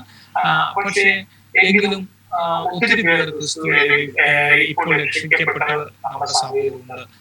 ഒരുപാട് പേര് സ്ഥിരമായിട്ട് കടന്നു വരുന്ന 40-40 പേര്. എല്ലാവരും പാരമ്പര്യ ക്രൈസ്തവ കുടുംബത്തിൽ ജനിച്ചു വരുന്നവർ. എല്ലാം സുവിശേഷം നമ്മൾ കേട്ട് സുവിശേഷം പറഞ്ഞു വിളിച്ചുകൊണ്ടുവന്നവരാണ്. ഞങ്ങൾ സമയം കിട്ടുമ്പോഴൊക്കെ ഞാൻ വൈഫ് ഞങ്ങൾ ട്രാക്ട് മിനിസ്ട്രി ദേശത്ത് നടത്താറുണ്ട്. ഞങ്ങള് പരസ്യങ്ങൾ കടന്നുപോയി നടത്താറുണ്ട്. ഞങ്ങൾ പരസ്യങ്ങളിലൊക്കെ നടത്തുന്ന സമയങ്ങളിലൊക്കെ വലിയ പ്രതികൂലങ്ങളും ഒക്കെ സംഭവിക്കാറുണ്ട്. ഈ ദേശത്തിന്റെ ഒരു പ്രത്യേകതയാണ്. ട്രാക്ട് മിനിസ്ട്രിക്ക് പോയപ്പോഴൊക്കെ ഞങ്ങളുടെ സുവിശേഷ ഗതികൾ പല പ്രാവശ്യം നടന്നു വെക്കുകയും പരസ്യങ്ങളിലും തന്നെയും പലപ്പോഴും ഞങ്ങളുടെ പരസ്യങ്ങൾ തടസ്സപ്പെടും. ഈ കഴിഞ്ഞ ആഴ്ചയിലും ഒക്കെ തടസ്സപ്പെടുന്ന സാഹചര്യം ഉണ്ടായിട്ടുണ്ട്. അതോടൊപ്പം തന്നെ ഇവിടുത്തെ പ്രവർത്തനങ്ങൾ ഞങ്ങൾ പ്രധാനമായിട്ടും പറയേണ്ടതെന്ന് പറഞ്ഞാൽ ഞങ്ങൾ ആരംഭം ഇപ്പൊ 3 വർഷമായിട്ട് ഞങ്ങൾ ഇവിടെ VBS നടത്തുന്നുണ്ട്. VBS വരുന്ന കുഞ്ഞുങ്ങള് ഏകദേശം കുഞ്ഞുങ്ങളെ കൊണ്ടുവന്ന് അവർക്ക് വേണ്ട കാര്യങ്ങൾ പറഞ്ഞു കൊടുക്കുകയും അവർക്ക് കഴിയുന്നത്ര അളവിൽ ഈ 3 വർഷവും പഠനോപകരണങ്ങളൊക്കെ കൊടുക്കുവാനൊക്കെ ദൈവം സഹായിച്ചു. അതോടൊപ്പം തന്നെ ക്രിസ്മസിനോടനുബന്ധിച്ച് ഞങ്ങള് ഈ പ്രദേശത്ത് കടന്നുപോയി വീടുകളിൽ കയറുകയും അവർക്ക് കേക്ക് കൊടുക്കുകയും ട്രാക്ടറുകളൊക്കെ കൊടുക്കുകയും പിന്നെ അതോടൊപ്പം തന്നെ ഞങ്ങൾ ഒരു ഏരിയയിൽ കവർ ചെയ്ത് കഴിഞ്ഞതിന് ശേഷം ഞങ്ങൾ അവിടെ പരസ്യങ്ങൾ നടത്തുകയും ഈ സുവിശേഷം കടന്നു ചെന്നിട്ടില്ലാത്ത ഒരുപാട് മേഖലകൾ ഞങ്ങളുടെ ഈ തീരദേശ മേഖലകളിൽ സുവിശേഷം കടന്നു ചെന്നിട്ടില്ലാത്ത മേഖലകളുണ്ട്. ആ മേഖലകളിലാണ് ഞങ്ങൾ കൂടുതലും പ്രവർത്തനത്തിനായിട്ട് കടന്നു പോകുന്നത്. അത്തരം ഈ കഴിഞ്ഞ ഡിസംബർ 25-ാം തീയതി ഉച്ചയ്ക്ക് ശേഷവും പരസ്യവും ഞാൻ ഒറ്റയ്ക്കായിരുന്നു. ഒരു ക്ലാസ് റൂം ഞാൻ പ്രസംഗിച്ചുകൊണ്ടിരുന്ന സമയത്ത് സുവിശേഷകരുടെ നമ്മളെ തടസ്സപ്പെടുത്തി. ആ പ്രസംഗം തടസ്സപ്പെടുത്തിയെങ്കിലും നമ്മൾ ജനിച്ച പ്രദേശമായതുകൊണ്ട് അവിടെ നമ്മളെ സപ്പോർട്ട് ചെയ്യാനും ദൈവം ചില ഉയർത്തി. അങ്ങനെ വീണ്ടും 30 മിനിറ്റോളം അവിടെ വീണ്ടും നമ്മൾ യോഗം നടത്തിയാണ് നമ്മൾ പിരിഞ്ഞത്. ഇപ്പോഴും ഞങ്ങൾ എല്ലാ രീതിയിലും നന്നായിട്ട് അനുഗ്രഹമായിട്ട് ഇവിടുത്തെ ശുശ്രൂഷ മുന്നോട്ട് പോയിക്കൊണ്ടിരിക്കുന്നു. പുതിയ വിശ്വാസികൾ കടന്നു വരുന്നുണ്ട്. പുതിയ പിന്നെ രോഗസൗഖ്യങ്ങൾ ഒരുപാട് രോഗസൗഖ്യങ്ങൾ നടന്നു. അത്ഭുതകരമായ വിടുതലുകളൊക്കെ നടന്നു. 9.5 വർഷമായിട്ട് കിടപ്പിരോഗിയായിരുന്ന ക്യാൻസർ രോഗത്തിലാണ് കിടപ്പിലായിരുന്ന ഒരു രോഗി സഭ പ്രാർത്ഥിച്ചു കഴിഞ്ഞപ്പോൾ അദ്ദേഹം എഴുന്നേറ്റു എന്ന് മാത്രമല്ല അദ്ദേഹം ആ രോഗത്തിൽ നിന്ന് പൂർണ്ണ റിക്കവറിയായി അദ്ദേഹം കർത്താവിനെ സുരക്ഷിതമായി സ്വീകരിച്ചു, രക്ഷിക്കപ്പെട്ടു, സ്നാനപ്പെട്ട് ഇപ്പോൾ സഭയിൽ വരുന്നു. അദ്ദേഹം നോർമൽ ലൈഫിലേക്ക് കടന്നുപോയി. 9.5 വർഷമായിട്ട് അദ്ദേഹം കിടപ്പിരോഗിയായിരുന്നു. അദ്ദേഹത്തിന് വലിയ സീരിയസ് ആയ ഒരു കണ്ടീഷൻ ആയിരുന്നപ്പോഴാണ് ആ ഭവനത്തിലേക്ക് ഞങ്ങളുടെ സഭയിൽ അറിയിച്ചിട്ട് ഞങ്ങൾ പ്രാർത്ഥിക്കുവാനായിട്ട് കടന്നു പോയത്. സഭ നമ്മൾ പ്രാർത്ഥിച്ചു, ഒരുപാട് പ്രാർത്ഥിച്ചതാണ്. ദൈവം അത്ഭുതം ചെയ്തു. ഒരുപാട് അത്ഭുതങ്ങൾ, ഒരുപാട് മിറാക്കിൾസ് ഈ ദേശത്ത് ദൈവം ചെയ്തു വരുന്നു. ഞങ്ങള് പ്രാർത്ഥിച്ചു. 1-2 അത്ഭുതങ്ങൾ കർത്താവ് ചെയ്ത കർത്താവിന്റെ ദാസനോട് ചെയ്തു. 1-2 അത്ഭുതങ്ങൾ നമ്മുടെ പ്രേക്ഷകരുടെ ആത്മീകമത്തിന് വേണ്ടി ഒന്ന് ഷെയർ ചെയ്താട്ടെ. ഇപ്പോൾ ഈ പറഞ്ഞ ആ സഹോദരന് ആ കുടുംബം രക്ഷയിലേക്ക് വരുവാൻ അതൊരു മുഖാന്തരമായി. ആ പ്രദേശത്ത് തന്നെ അതൊരു വലിയ സാക്ഷ്യമായി തീർന്നു. സാക്ഷ്യമായി തീർന്നു എന്ന് പറഞ്ഞാൽ അത് സുവിശേഷം കടന്നു ചെല്ലാത്ത ഒരു ഏരിയയാണ്. സുവിശേഷം കടന്നു ചെല്ലാത്ത ആ ഏരിയയിൽ നിന്ന് പല ഭവനങ്ങളും ഇപ്പോൾ നമ്മളിവിടെ ഓരോ പ്രാർത്ഥനാ വിഷയങ്ങളുമായിട്ട് കടന്നു വരുന്നുണ്ട്. അതിന് മുഖാന്തരമായത് ഈ യോഗം. അതോടൊപ്പം തന്നെ ഈ ക്രിസ്മസിന് ഈ സുവിശേഷ രോഗികൾ തടസ്സപ്പെടുത്തിയ പരസ്യത്തിന്റെ സ്ഥലത്ത് നിന്നപ്പോൾ വേറൊരു കാലിലെ വിരൽ ഷുഗർ മൂടി മുറിച്ച ഒരു സഹോദരൻ ഒരു പ്രാർത്ഥനയ്ക്കായിട്ട് ഞങ്ങളുടെ അടുത്ത് സമീപിച്ചു. അദ്ദേഹത്തിന്റെ ഭവനത്തിൽ ഞങ്ങൾ കടന്നുപോയി. ആ ടീമിലുണ്ടായിരുന്ന ഞങ്ങൾ എല്ലാവരും കൂടെ കടന്നുപോയി. ആ ഭവനത്തിൽ കടന്നു ചെന്ന് ഞങ്ങൾ അദ്ദേഹത്തിന് വേണ്ടിയിട്ട് പ്രാർത്ഥിച്ചു. പ്രാർത്ഥിച്ച ശേഷം ആ കുടുംബത്തെ ഞങ്ങൾ ഒരു ഹൈന്ദവ കുടുംബമായിരുന്നു. ഞങ്ങൾ ആലയത്തിലേക്ക് ക്ഷണിച്ചു. ആലയത്തിലേക്ക് വന്നപ്പോൾ ഒരു വർഷത്തിലധികമായിട്ട് അദ്ദേഹത്തിന്റെ കാലില് ഈ വളരെ കട്ടിയായിട്ട് ബാൻഡേജ് ചുറ്റി വെച്ചിരിക്കുകയാണ്. എല്ലാ ദിവസവും അദ്ദേഹം ഡ്രസ് ചെയ്യണം. ഡ്രസ് ചെയ്യുന്നതായിരുന്നു മുറിവ് ഉണങ്ങാതെ 2 സ്ഥലത്ത് ഇങ്ങനെ മുറിവ് ഉണങ്ങാതെ ഇരിക്കുന്നു.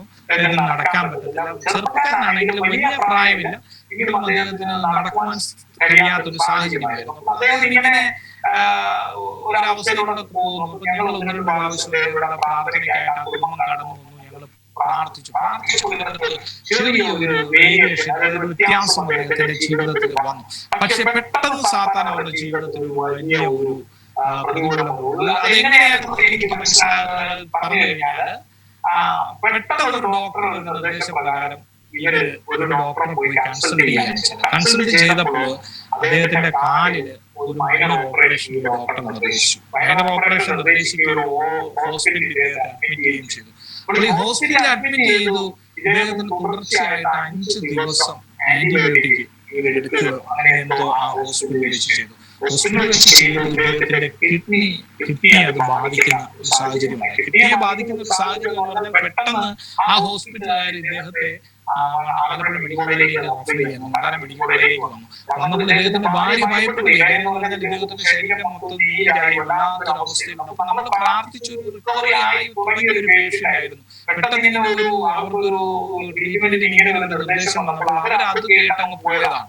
അപ്പൊ ഞങ്ങൾ അവിടെ ഹോസ്പിറ്റലിൽ ചെന്നപ്പോൾ അദ്ദേഹം ഒരു ബോധമില്ലാതെ കിടക്കുന്ന അവസ്ഥ. ബോധമില്ല, അദ്ദേഹത്തിന് ആളുകളെ തിരിച്ചറിയാൻ പറ്റുന്നില്ല, എന്ത് ചെയ്യണമെന്ന് അറിയത്തില്ല. ഞാൻ വൈഫും ചെന്നിട്ട് ഞങ്ങൾ ആകപ്പാടങ്ങ് ഭയങ്കര വിഷമത്തിലായിപ്പോയി. ഞങ്ങൾ അതിൽ ഇരിക്കുമ്പോൾ പെട്ടെന്ന് ഞങ്ങള് പ്രാർത്ഥിച്ചു. കുറച്ചു നേരം അദ്ദേഹത്തിനെ കരം പിടിച്ചു പ്രാർത്ഥിച്ചു. കിടക്കുകയാണ്. പ്രാർത്ഥിച്ചു കഴിഞ്ഞപ്പോൾ എന്നോട് ദൈവാത്മാവ് ഈ വിഷയത്തെ സംസാരിച്ച് എനിക്ക് 3 ദിവസം ഉപവസിക്കണമെന്നൊരു തീരുമാനമുണ്ട്. അപ്പൊ ഞാൻ വൈഫിനോട് പറഞ്ഞു, നമുക്ക് 3 ദിവസം സഭയായിട്ട് ഈ സഹോദരന് വേണ്ടിയിട്ട് ഉപവസിക്കണം എന്ന് പറഞ്ഞു. അങ്ങനെ ഞങ്ങൾ ഇങ്ങനെ ഒരു തീരുമാനം അവിടെ നിന്ന് എടുത്തു കഴിഞ്ഞപ്പോൾ ഇദ്ദേഹം ഏകദേശം നോർമലായി. നോർമൽ മീൻസ് അദ്ദേഹം ഞങ്ങളോട് സംസാരിക്കാൻ തുടങ്ങി. അദ്ദേഹം സംസാരിച്ചവരോട് ചോദിച്ചു, പാസ്റ്റർ എപ്പോ വന്നു, പാസ്റ്റർ ഡോക്ടറോട് സംസാരിക്കണം, എന്റെ അവസ്ഥ എന്താണെന്ന് ചോദിക്കണം. ഞാൻ വളരെ ഇഷ്ടമില്ല, ഞങ്ങൾ ഡോക്ടറോട് സംസാരിക്കാം, സാഹചര്യം മാറും, ഞങ്ങൾ പ്രാർത്ഥിക്കാം ഉറപ്പിച്ച് പറഞ്ഞതിന് ശേഷം ഞങ്ങൾ അവിടെ നിന്നും സംസാരിച്ചപ്പോൾ അദ്ദേഹത്തിന് ഡയാലിസിസിന്റെ ആവശ്യകത ഉണ്ട് എന്നാണ് മനസ്സിലാക്കാൻ കഴിഞ്ഞത്. ഞാൻ അദ്ദേഹത്തിന് ഈ രോഗിയുടെ വൈഫിനോട് പറഞ്ഞു, ഞങ്ങൾ പറഞ്ഞു ചിലപ്പോൾ ഡയാലിസിസിൽ കൊണ്ടുപോകും, ഞങ്ങൾ ഭയപ്പെടണ്ട, ഞങ്ങൾ പ്രാർത്ഥിച്ചോളാം. പക്ഷേ ഡയാലിസിസിന് കൊണ്ടുപോയി കഴിഞ്ഞപ്പോഴത്തേക്ക് അവരുടെ ഡോക്ടേഴ്സിനോട് പറഞ്ഞു, വലിയ സീരിയസ് ആയ അവസ്ഥയാണ്, വിവരം അറിയിക്കുക, ആർക്കെങ്കിലും ഒന്ന് കാണാനുണ്ടെങ്കിൽ ഒന്ന് കാണുക, ഒന്ന് വളരെ സീരിയസ് ആയിട്ട് അവര് പറഞ്ഞു. ഞങ്ങളെ വിളിച്ചു പറഞ്ഞു, ഞങ്ങൾ പ്രാർത്ഥിക്കുന്നുണ്ട്, നിങ്ങൾ ധൈര്യമായിരിക്കുക. ഏകദേശം 8 ഡയാലിസിസ്, ഐസിയുലും വെന്റിലേറ്ററിന്റെ അവസ്ഥയിലും ഒക്കെ കടന്നുപോയി. 8 ഡയാലിസിസ് നടന്നു. പക്ഷെ വളരെ അത്ഭുതകരമായിട്ട് സുഖത്തിലെ പ്രവർത്തിച്ചു എന്ന് മാത്രമല്ല, അദ്ദേഹത്തെ നീരിലൂരി പുറത്തു കൊണ്ടുവരുന്ന ഒരു സാഹചര്യം. അതായത് ഡയാലിസിസ് വേണ്ട എന്ന് വൈദ്യശാസ്ത്രം പറയുന്ന ഒരു അവസ്ഥയിലേക്ക് ഒരു 10-12 ദിവസം കൊണ്ട് ആരോഗ്യ സുഖത്തിലെ ദൈവം മാറ്റിയെന്ന് മാത്രമല്ല, വലിയ വിടുതൽ അദ്ദേഹത്തിന്റെ ജീവിതത്തിൽ നടന്നു. ഈ വിടുതൽ നടന്നു എന്ന് പറഞ്ഞാല് അദ്ദേഹം കഴിഞ്ഞ ഇന്നലെ ഈ സൺഡേ അല്ല, അതിന് മുമ്പത്തെ സൺഡേയിൽ സഭയിൽ വന്ന് എഴുന്നേറ്റ് നിന്ന് സഭയിൽ അദ്ദേഹത്തിന്റെ ഭാര്യയായും അവരുമായിട്ട് കുടുംബമായിട്ട് കടന്നു വന്ന് സാക്ഷി പറയുന്ന സാഹചര്യമുണ്ടായി. ഏറ്റവും വലിയ സന്തോഷം എന്ന് പറഞ്ഞാൽ 1.5 വർഷക്കാലമായിട്ട് അദ്ദേഹത്തിന്റെ കാലിൽ കെട്ടിയിരുന്ന ആ ബാൻഡേഡ് അഴിച്ച് ഞാൻ ആദ്യമായിട്ട് അന്നാണ് അദ്ദേഹത്തിന്റെ കാലിൽ ബാൻഡേഡ് ഇല്ലാതെ കാണുന്നത്. ആ മുറിവുകൾ വീണ്ടും ഉണങ്ങി പൂർണ്ണമായിട്ട് ഉണങ്ങുവാൻ സ്വതന്ത്രം സഹായിച്ചു. വലിയ വിടുതലാണ് ആ വിഷയത്തിൽ. ഈ രോഗികളെ പ്രാർത്ഥിക്കുവാൻ വേണ്ടിയിട്ട് ഞങ്ങൾ ചെന്നപ്പോൾ തന്നെ അതിനടുത്തുള്ള ഒരു രോഗിയെ ഈ 2 കൈയും കാലും ഈ മദ്യപിച്ച് എന്തോ ഒരു മാനസിക വിഭ്രാന്തിയിലേക്ക് കടന്നുപോയ ഒരു രോഗിയുടെ ഒരാഴ്ചയായിട്ട് കൈയും കാലും കെട്ടി ആ ഹോസ്പിറ്റലിൽ ഇട്ടിരിക്കുന്ന ഒരു രോഗിയെ ഞങ്ങൾ ഒരാൾ കാണിച്ചു തന്നു. ഞങ്ങൾ അവിടെ പോയി നിന്ന് പ്രാർത്ഥിക്കുകയുണ്ടായി. അതിന് ദൈവം അത്ഭുതം ചെയ്തു. 3 ദിവസം കഴിഞ്ഞപ്പോൾ ആ രോഗി നോർമലായിട്ട് ഡിസ്ചാർജ് ചെയ്തു. ആ രോഗി ഞങ്ങൾ നേരിട്ട് നോർമൽ ലൈഫിലൂടെ കടന്നു. അങ്ങനെ ആ കാലയളവിൽ ആ ഹോസ്പിറ്റലിൽ തന്നെ ഒരുപാട് അത്ഭുതങ്ങൾ, ഒരുപാട് രോഗികൾക്ക് വേണ്ടിയിട്ട് കടന്നുപോയി പ്രാർത്ഥിച്ചു. ഒരുപാട് അത്ഭുതങ്ങൾ, വലിയ അത്ഭുതങ്ങൾ നടന്നു. പക്ഷേ ഇതിൽ 2 പേർ മാത്രമേ ഇപ്പോൾ ദൈവസന്നിധിയിൽ വന്ന് നന്ദി പ്രകാശിപ്പിച്ച 2 കുടുംബം മാത്രമേ നിൽക്കുന്നു. ബാക്കിയുള്ളവരാരും നമ്മളോട് വന്ന് നന്ദി പറഞ്ഞില്ല എങ്കിലും അവിടെയൊക്കെ ദൈവം പ്രവർത്തിച്ചു. അങ്ങനെ ഒരുപാട് അത്ഭുതങ്ങൾ ഈ ദേശത്ത് ദൈവം ചെയ്യുന്നു. വളരെ അതായത് പല ജീവനുള്ള സാക്ഷികൾ ദൈവം ഉയർത്തി നിർത്തിയിട്ടുണ്ട് ദൈവത്തിന്. അവരുടെ ഈ ആദ്യം ഈ 9.5 വർഷം ബെഡ്രിഡനായിരുന്ന ക്യാൻസർ പേഷ്യന്റ് അവരുടെ സമുദായക്കാർ അവിടെ ചെന്ന് ദൈവത്തിന് ജന്മിച്ച് സമുദായക്കാർ ചെന്ന് നിങ്ങൾ പ്രാർത്ഥനയ്ക്ക് പോകരുതെന്ന് പറഞ്ഞപ്പോൾ അവർ തിരിച്ചു ചോദിക്കുന്ന ഒരു ചോദ്യം ഉണ്ടായി.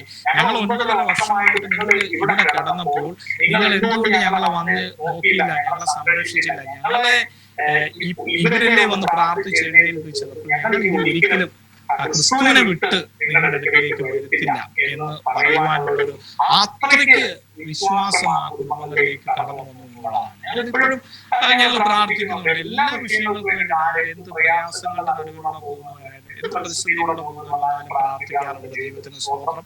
ഇവിടെ ആരാധന തുടങ്ങിയ അന്നത്തെ ആദ്യത്തെ ഫ്രൈഡേ മീറ്റിംഗ് മുതൽ എല്ലാ മീറ്റിങ്ങുകൾക്കും നമ്മൾ ഭക്ഷണം കൊടുക്കുവാൻ ദൈവം ബലപ്പെടുത്തുന്നുണ്ട്. അതിനൊക്കെയുള്ള സാഹചര്യങ്ങൾ ദൈവം തരുന്നുണ്ട്. പുതിയ സഭയാണ്, ഒരുപാട് പരിമിതികളുണ്ട്. വിശ്വാസികളെ സംബന്ധിച്ചിടത്തോളം ട്രഡീഷണൽ ആയിട്ടുള്ള ആരാധനയൊന്നും നമുക്ക് കാണുവാൻ സാധിക്കത്തില്ല. അതിന് എല്ലാവരും ഈ സുവിശേഷം കേട്ട് മനസ്സിലാക്കി വരുന്നതേ ഉള്ളൂ. അഭിഷിക്തരൊന്നും നമ്മുടെ സഭയിലില്ല. ഞാൻ പറഞ്ഞതിന്റെ അർത്ഥം അതാണ്. വലിയ ആത്മാവിൽ ആരാധിക്കുന്നവരെയൊന്നും നമ്മുടെ സഭയിൽ വന്നാൽ കാണുവാൻ സാധിക്കില്ല. എല്ലാം പ്രാർത്ഥിക്കുവാൻ, ഒച്ചത്തിൽ പ്രാർത്ഥിക്കുവാൻ അറിയുന്നവർ പോലും 2 പേരോ 3 പേരോ ഞങ്ങളുടെ സഭയിലുള്ളൂ. ഞങ്ങളുടെ കൂട്ടത്തിൽ ആരുമില്ല. അങ്ങനെയൊക്കെയുള്ള പരിമിതികളൊക്കെ ശ്രദ്ധിക്കുന്നുണ്ട് ഞങ്ങൾ. എങ്കിലും അതിനെയൊക്കെ അതിജീവിച്ച് മുന്നോട്ട് പോകാൻ ദൈവം സഹായിക്കും. ഒരുപാട് പ്രവർത്തനങ്ങൾ ഈ ദേശത്ത് ചെയ്യുവാൻ സഹായിക്കുന്നുണ്ട്. ഞങ്ങൾ എപ്പോഴും പ്രധാനമായിട്ട് പരസ്യങ്ങൾ നടത്താൻ സഹായിക്കുന്നുണ്ട്. എപ്പോഴും പരസ്യങ്ങൾ, അതോടൊപ്പം ട്രാക്ട് മിനിസ്റ്റർ ചെയ്യുന്നുണ്ട്. മറ്റ് ചെയ്യാൻ കഴിയുന്ന എഴുത്താളുകൾ മറ്റ് ആരെങ്കിലുമൊക്കെ ദൈവം ഉയർത്തുന്നതനുസരിച്ച് ദേശത്ത് ചെയ്യുന്നുണ്ട്. ദേശത്ത് തീർച്ചയായിട്ടും ദൈവസഭയ്ക്ക് ഒരു സാക്ഷ്യം ഇപ്പോഴും ഉണ്ട്. എങ്കിലും പ്രതികൂലങ്ങളും ഉണ്ട്. ഞാൻ പറഞ്ഞ ഒരു 16 കിലോമീറ്റർ ഏകദേശം പറഞ്ഞാൽ അത്രയും ഒരു ഏരിയ നമുക്ക് ഈ ആത്മാവിലും സത്യത്തിലും ആരാധിക്കുന്ന സഭയില്ലാത്ത ഒരു ഏരിയയാണിത്. അതായത് ഇവിടെ നിന്ന് റൈറ്റ് സൈഡിലെ NH നമ്മള് റൈറ്റ് സൈഡിലേക്ക് പോയി കഴിഞ്ഞാൽ ഏകദേശം 9 കിലോമീറ്റർ കഴിഞ്ഞാൽ നാലിചുര എന്ന് പറയുന്ന സ്ഥലത്ത് മാത്രമേ, കോട്ടപ്പള്ളി എന്ന് പറയുന്ന സ്ഥലത്താണ് ഒരു സഭയുള്ളത്. ലെഫ്റ്റിലേക്ക് പോയാൽ വണ്ടാനം മെഡിക്കൽ കോളേജിനോട് ചേർന്ന് ഒരു പ്രവർത്തനം ഉണ്ട്. അത് 5 കിലോമീറ്റർ 5.5 കിലോമീറ്റർ അകലമുണ്ട് ഇവിടെ നിന്നും, നമ്മുടെ സഭയിൽ നിന്നും അടുത്ത പ്രവർത്തനത്തിലേക്ക് എത്താൻ. മുന്നോട്ട് നമ്മൾ ഈസ്റ്റ് സൈഡിലേക്ക് പോവുകയാണെങ്കിൽ 8 കിലോമീറ്റർ തകഴി പഞ്ചായത്തിൽ മാത്രമേ ദൈവസഭയുള്ളൂ. 8 കിലോമീറ്റർ കഴിഞ്ഞെങ്കിൽ മാത്രമേ ദൈവസഭയുള്ളൂ. പിന്നെ ഞങ്ങളുടെ വീട്ടിൽ നിന്നും 300 മീറ്റർ പടിഞ്ഞാറ് പോയ കടലാണ് സംഭവമുള്ള സ്ഥലം. ഈ ഒരു സറൗണ്ടിങ് ഏരിയ നമുക്ക് ഇങ്ങനെ ഒരു സുവിശേഷം എത്താത്ത ഒരു ഏരിയയാണ്. ഈ ഏരിയയിൽ എന്തോ ഒരു ദൈവപ്രവൃത്തി ഉണ്ടായിരുന്നത് കൊണ്ടാണ് കുവൈറ്റിന്റെ ദേശത്ത്, ഇവിടുത്തെ ഹൈന്ദവ കുടുംബത്തിൽ ജനിച്ച് തന്നെ കുവൈറ്റിൽ കൊണ്ടുപോയി കർത്താവിനെ അറിയിച്ച് അവിടെ വെച്ച് സുവിശേഷം കേൾക്കുവാനും കർത്താവിൽ വിശ്വസിക്കുവാനും അതിനുശേഷം ബോംബെയിലും കേരളത്തിലും ഒക്കെ ദൈവവചനം പഠിക്കണം. ഇന്ന് ഞാൻ ദൈവവചനം പഠിച്ചുകൊണ്ടിരിക്കുകയാണ്. പഠിക്കാന്ന് പറഞ്ഞാൽ ഞാനിപ്പോഴും പാസ്റ്റർ തിയോളജിയിൽ MDH ചെയ്തുകൊണ്ടിരിക്കുകയാണ്. ഈ വർഷം ദൈവം അനുവദിച്ചാൽ ഈ വർഷം പൂർത്തിയാക്കും. എന്റെ 2ാമത്തെ വർഷത്തിലേക്ക് MDH 2ാം വർഷത്തിലേക്ക് കടന്നു പഠിച്ചുകൊണ്ടിരിക്കുകയാണ്. അപ്പോൾ അതിനൊക്കെയുള്ള സാഹചര്യങ്ങൾ, പഠിക്കുവാനുള്ള സാഹചര്യങ്ങളൊക്കെ ദൈവം ഒരുക്കി തന്നു. അവിടെ ഇങ്ങനെ ഒരു പ്രവർത്തനം ആരംഭിക്കുവാനും ദൈവം സഹായിച്ചു. ഒട്ടും നമ്മുടെ യാതൊരു കഴിവുമല്ല, മനുഷ്യമായ യാതൊരു കഴിവോ അധ്വാനവും കൊണ്ടല്ല ഈ സഭയോട് ആരംഭിച്ചത്. ഒരു ദൈവപ്രവൃത്തിയായിരുന്നു. ഒരു കുടുംബത്തിന് പ്രാർത്ഥന ആവശ്യമുള്ള ഒരു കുടുംബത്തിന് വേണ്ടിയിട്ട് നമ്മൾ പ്രാർത്ഥിക്കുവാൻ വേണ്ടിയിട്ട് കൂടി വന്ന കൂട്ടായ്മ, അന്ന് തുടങ്ങിയ കൂട്ടായ്മ ഇന്ന് വരെ മുടങ്ങാതെ പോകുന്നത് ദൈവപ്രവൃത്തി തന്നെയാണ്. തീർച്ചയായിട്ടും അതിന് മാനുഷികമായ യാതൊരു കഴിവുകളുമില്ല. അത് ദൈവത്തിന്റെ പ്രവൃത്തിയായിരുന്നു. ദൈവം അങ്ങനെ ഗൈഡ് ചെയ്തു, അങ്ങനെ ആരംഭിച്ചു. അങ്ങനെയാണ് ഇവിടുത്തെ പ്രവർത്തനങ്ങൾ ഓക്കെ പാസ്റ്റേ, അനുഗ്രഹിക്കപ്പെട്ടതായ ഒരു സാക്ഷ്യം ഇന്ന് സന്ധ്യാകാലം ശ്രദ്ധിക്കുവാനായി കർത്താവ് സഹായിച്ചു. ഒരു രോഗിയുടെ സൗഖ്യത്തിന് വേണ്ടി പ്രാർത്ഥന ആരംഭിച്ചു. ഇന്നും അനേക രോഗികൾ കടന്നു വന്ന് സൗഖ്യം പ്രാപിക്കുന്നു.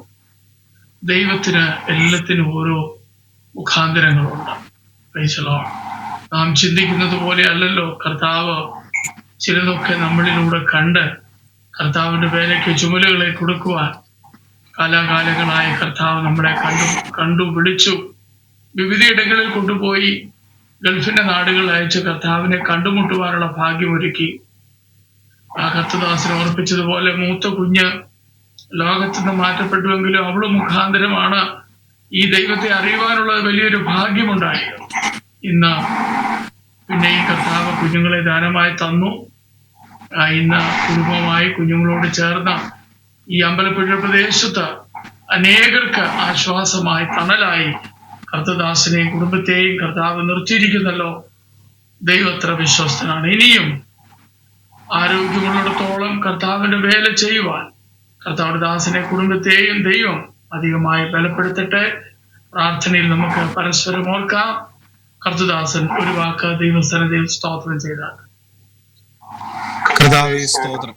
ക്രിസ്തുയേശുവിലൂടെ ഞങ്ങളെ വാത്സല്യമായി സ്നേഹിക്കുന്ന ഞങ്ങളെ നല്ല സ്വർഗീയ പിതാവേ, ഈ നല്ല സമയത്തായി സ്തുതിക്കുന്നു, സ്തോത്രം ചെയ്യുന്നു. കർത്താവേ ദൈവമേ സ്തോത്രം. അനുഗ്രഹീതമായ ഈ പ്ലാറ്റ്ഫോം കർത്താവെ അതിന് ഒരു സാക്ഷ്യം പറയുവാൻ വേണ്ടി ഒരുക്കിയ വലിയ കൃപയ്ക്കായി ദൈവമേ സ്തുതിക്കുന്നു, സ്തോത്രം ചെയ്യുന്നു. കർത്താവെ ദൈവമേ ഈ ശുശ്രൂഷയ്ക്ക് നേതൃത്വം നൽകുന്ന ഞങ്ങളുടെ അഭിഷിക്തനെ കുടുംബത്തെ ഞങ്ങളുടെ കരങ്ങളിൽ ഏൽപ്പിക്കുകയാണ്, പ്രാർത്ഥിക്കുകയാണ്. കർത്താവെ ദൈവമേ സ്തോത്രം. കർത്താവെ ദാസനോട് ചെയ്തെടുക്കുന്ന വലിയ ശുശ്രൂഷ ഓർത്ത് സ്തോത്രം ചെയ്യുന്നു. കർത്താവെ അനവധി ദൈവദാസന്മാർ കർത്താവെ ദൈവമക്കൾ കർത്താവെ തങ്ങളുടെ ജീവിത സാക്ഷ്യം ഒന്ന് പറയുവാനുള്ള ഒരു പ്ലാറ്റ്ഫോം ആയിട്ട് ഇതിന് ഉപയോഗിക്കുന്നു. കർത്താവെ അത് കേൾക്കുന്നത് വലിയ ഒരു ആശ്വാസമായിട്ട് പല ജീവിതങ്ങളിലും പല മനുഷ്യരുടെ ജീവിതങ്ങളിലും വലിയ ആശ്വാസത്തിനും വിടുതലിനും ഈ സാക്ഷ്യങ്ങൾ ദൈവമേ സ്തോത്രം ഒരു മുഖാന്തരമാകുന്നല്ലോ. കർത്താവെ ഞങ്ങൾ അതോർത്ത് സ്തോത്രം ചെയ്യുന്നു. ദാസനെ അനുഗ്രഹിക്കണം, ഈ ശുശ്രൂഷയെ മാനിക്കണം. കർത്താവെ ദൈവമേ സ്തോത്രം. കർത്താവെ വീണ്ടും ദൈവമേ അനവധി പേർ ഈ പ്ലാറ്റ്ഫോമിൽ വന്ന് കർത്താവെ ദൈവമേ സ്തോത്രം സാക്ഷ്യം പറയുവാൻ അങ്ങയുടെ നാമം ഉയർത്തുവാൻ സ്വന്തം സഹായിക്കണമേ എന്ന് പ്രാർത്ഥിക്കുകയാണ്. കർത്താവെ പ്രത്യേകാൽ കർത്താവെ ദൈവമേ സ്തോത്രം ലോകത്തിന്റെ വിവിധ ഭാഗങ്ങളിൽ ഇരുന്നു കൊണ്ട് കർത്താവെ ദൈവമേ സ്തോത്രം. കർത്താവെ ഇത് ശ്രമിക്കുന്ന ഓരോ മനുഷ്യനും ദൈവങ്ങളുടെ കരങ്ങളിലേക്ക് ഏൽപ്പിച്ച് പ്രാർത്ഥിക്കുകയാണ്. കർത്താവെ അങ്ങ് അത്തിജ്വാലയ്ക്കൊത്ത കണ്ണുള്ള ദൈവമാണ്. കർത്താവെ അങ്ങയുടെ കണ്ണിനൊന്നും മറവായിരിക്കുന്നില്ല. കർത്താവെ ഏവരുടെയും ആവശ്യങ്ങളെ അറിയുന്ന തമ്പുരാനാണ്. ദൈവമേ സ്തോത്രം. ഏതെങ്കിലും വിഷയത്തിൽ ഭാരങ്ങളിലൂടെ പ്രയാസങ്ങളിലൂടെ കടന്നു പോകുന്ന ആരെങ്കിലും ദൈവമേ സ്തോത്രം ഈ സാക്ഷ്യം ശ്രമിക്കുന്നുണ്ടെങ്കിൽ കർത്താവെ അവരെ ഏൽപ്പിച്ച് പ്രാർത്ഥിക്കുകയാണ്. കർത്താവെ ദൈവമേ സ്തോത്രം. അവരെ അനുഗ്രഹിക്കണമേ എന്ന് പ്രാർത്ഥിക്കുകയാണ്. കർത്താവെ വലിയ വിടുതലുകൾ മാറ്റങ്ങൾ ദൈവമേ അവരുടെ ജീവിതത്തിൽ കടന്നു വരുവാൻ സ്വർഗം സഹായിക്കണമേ എന്ന് പ്രാർത്ഥിക്കുന്നു. കർത്താവെ ഒരിക്കൽ കൂടി സകല വിഷയങ്ങൾ കർത്താവെ അവരുടെ കരങ്ങളിലേക്ക് സമർപ്പിക്കുന്നു. കർത്താവെ പ്രാർത്ഥനകളുടെ സ്തോത്രം എല്ലാം ഞങ്ങൾ കാഴ്ച യേശുവിന്റെ നാമത്തിൽ തന്നെ. ആമേൻ. Praise the Lord.